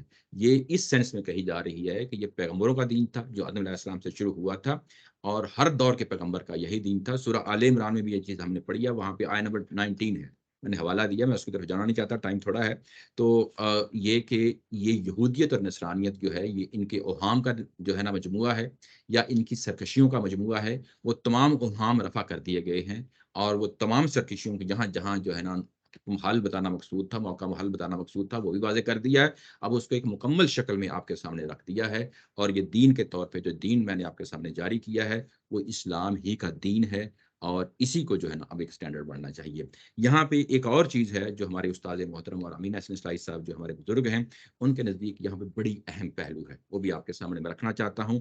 وہ اہم پہلو یہ ہے کہ ہمارے ہاں جب دین کی بات کہی جاتی ہے تو دین کے اندر جو ہے اس کے اندر فقہ بھی شامل کر لی جاتی ہے، بزرگوں کے فتوے بھی شامل کر لی جاتی ہیں۔ آپ کوئی بھی کتاب اٹھائیں، فرض کیا کہ آپ نے نماز کی کتاب اٹھانی ہے تو اس میں کیا کیا جائے گا؟ اس کے اندر چیزیں بتائی جائیں گی، اس کے اندر روایتیں بھی بتائی جائیں گی، اس کے اندر پھر فقہ کی چیزیں بھی بتائی جائیں گی، اس کے اندر لوگوں کی اور بزرگوں کی رائے بھی بتائی جائے گی۔ تو یہ جو پہلو ہوتا ہے کہ دین ایک دین ہوتا ہے، اور دین کے بعد جو ہے نا ظاہر ہے کہ لوگوں کی بات کی اور سوچ کی جو فکر ہوتی ہے اس کو بھی شامل کر لیا جاتا ہے، اور کہا جاتا ہے کہ یہ بھی اسلام ہے۔ یہ پہلو کیوں کہا جاتا ہے؟ اس لیے کہا جاتا ہے کہ لوگوں کے اندر دو طرح کے رجحان ہوتے ہیں، یعنی دو طرح کے رویے پائے جاتے ہیں۔ ایک رویہ یہ کہتا ہے کہ جو بھی دین کے نام پہ چیز پیش کی جائے اس کو قبول کر لو، ایک یہ بھی رویہ لوگوں کے یہاں پایا جاتا ہے کہ جو بھی دین کے نام پہ چیز پائی جاتی ہے اس کو قبول کر لو۔ دوسرا رویہ یہ کہتا ہے کہ نہیں، جو دین نبی پاک صلی اللہ علیہ وسلم ہی اس کے ماخذ ہیں وہاں سے ثابت ہو جائے تو پھر ہم اس کو دین کہیں گے، ورنہ اس چیز کو ہم دین نہیں کہیں گے۔ یہ پہلو جو ہے بڑا امپورٹنٹ ہے، قرآن نے خود بتا دیا ہے اس جگہ پہ کہ جو دوسری رائے ہے وہ اصل رائے ہے۔ وہ رائے کیا ہے؟ یہ کہ دین جو ہے وہ اب اپنی متعین شکل میں، مکمل شکل میں، کلی طور پہ جو کچھ بھی ہے اب ہم نے اسی کو اختیار کرنا ہے اور اسی کو خالص کرنا ہے۔ یعنی آپ کے سامنے کوئی بھی فتویٰ آتا ہے تو ہم پوچھیں گے کہ اس کی بنیاد کیا ہے۔ اس کی بنیاد اگر تو سنت ہے، اس کی بنیاد اگر قرآن ہے تو ویل اینڈ گڈ، ہم اس کو قبول کر لیں گے۔ لیکن اگر اس کی بنیاد نہیں ہے تو ہم اس کو بطور دین قبول نہیں کریں گے، کہیں کسی بزرگ کی رائے ہے، بس اس کے زیادہ اس کو سٹیٹس دینے کی ضرورت نہیں ہے۔ بزرگ کی بات بھی سامنے آتی ہے تو ہم یہ تقاضا کریں گے کہ وہ بتائے کہ یہ دین کس سنت کے پہلو سے متعلق ہوتی ہے، یہ قرآن کی کس آیت سے متعلق ہوتی ہے، کیونکہ قرآن نے خود دعوے کے طور پہ کہہ دیا ہے کہ میں نے یہ دین تمہارے لیے مکمل کر دیا ہے، اب اس دین میں اضافے نہیں ہو سکتے، یہ اضافے نہیں قبول کیے جا سکتے۔ اب اس کے ساتھ یہ کہ دین مکمل ہو گیا ہے، کیا فقہ جو ہے کیا وہ آ کے دین میں مزید اضافے کرتی ہے؟ وہ پہلو بھی واضح ہو جاتا ہے۔ یہ کتاب جو ہے البیان میں بھی نیچے پڑھ لیں گے، اور تدبر قرآن میں بھی ہے، اور استاد محترم کی جو لیکچر ہے اس کے اندر بھی آپ اس کو سن لیں گے کہ ہم اس کو قبول نہیں کرتے۔ اگر جو فقہ کی کوئی چیز آتی ہے تو ہم یہ اس کو علیحدہ بیان کریں گے، یہ کہیں گے کہ یہ اس آیت کے تحت ہم اس کو ایسا سمجھتے ہیں، لیکن اصل دین کا حصہ بنا کے اس کو شامل نہیں کریں گے۔ یہ وہ بڑی اہم پوائنٹ ہے کہ دین اب مکمل ہو گیا ہے، اب یہ اتمام ہو، اتممت کا لفظ آیا ہے، یہ اپنے پورے لفظ کا جو ورب کا جو معنی ہو سکتا ہے نا کہ مکمل طور پہ اس میں کوئی گنجائش نہیں ہے کہ اب مزید اضافے کیے جائیں، یعنی اس پہلو سے ہے جس کے بارے میں یہ کہا گیا کہ الیوم اکملت لکم دینکم واتممت علیکم نعمتی ورضیت لکم الاسلام دینا۔ اور نہ ہی اس کا معنی یہ ہے، یہ معنی بھی لوگوں نے لیا ہے کہ دین بطور جس کو ہم یہ کہتے ہیں کہ ضابطہ حیات، یا سوری دین کو جو ہے نا ایک پورا کلی جو نظام ہے، یعنی ہر پہلو پہ جو ہے نا ہمیں ہدایت دیتا ہے، وہ تو ٹھیک ہے، دیتا ہے، ضرور دیتا ہے، لیکن یہ کہ کیا یہ مکمل زندگی کا جو ہے نا ہر پہلو سے ہمیں ہر چیز دیتا ہے؟ نہیں، کوئی چیزیں اصولی طور پہ دیتا ہے اور کچھ چیزیں جو ہے نا وہ تفصیل کے ساتھ دیتا ہے۔ ہم انہی کو پکڑیں گے اور اس کو اپلائی کریں گے، اور اس کے بعد یہ نہیں کہیں گے کہ یہ کوئی مکمل جو ہے نا نظام، یعنی یوں کہیں کہ ہر جگہ آپ کو جو ہے نا قانون دینا شروع کر دیتا ہے، ایسی کوئی چیز نہیں۔ ایسی کوئی چیز نہیں ہے. یعنی جتنا دینا مقصود تھا، جس کو دین کے طور پہ دینا مقصود تھا، وہ دے دیا. اس کے علاوہ اور کوئی چیز نہیں ہے. یہ اتنا ہم نے پڑھا ہے. یہ آیا نمبر 3 میرا خیال تھا کہ آج ہم اس کو کمپلیٹ کر لیتے، لیکن ظاہر ہے کہ جتنی تفصیل کے ساتھ اس کو پڑھا ہے یہ ہم کمپلیٹ نہیں کر پائے. اس کا باقی حصہ انشاءاللہ اگلی دفعہ جو ہے نا ہم پڑھیں گے. وآخر دعوانا ان الحمدللہ رب العالمین.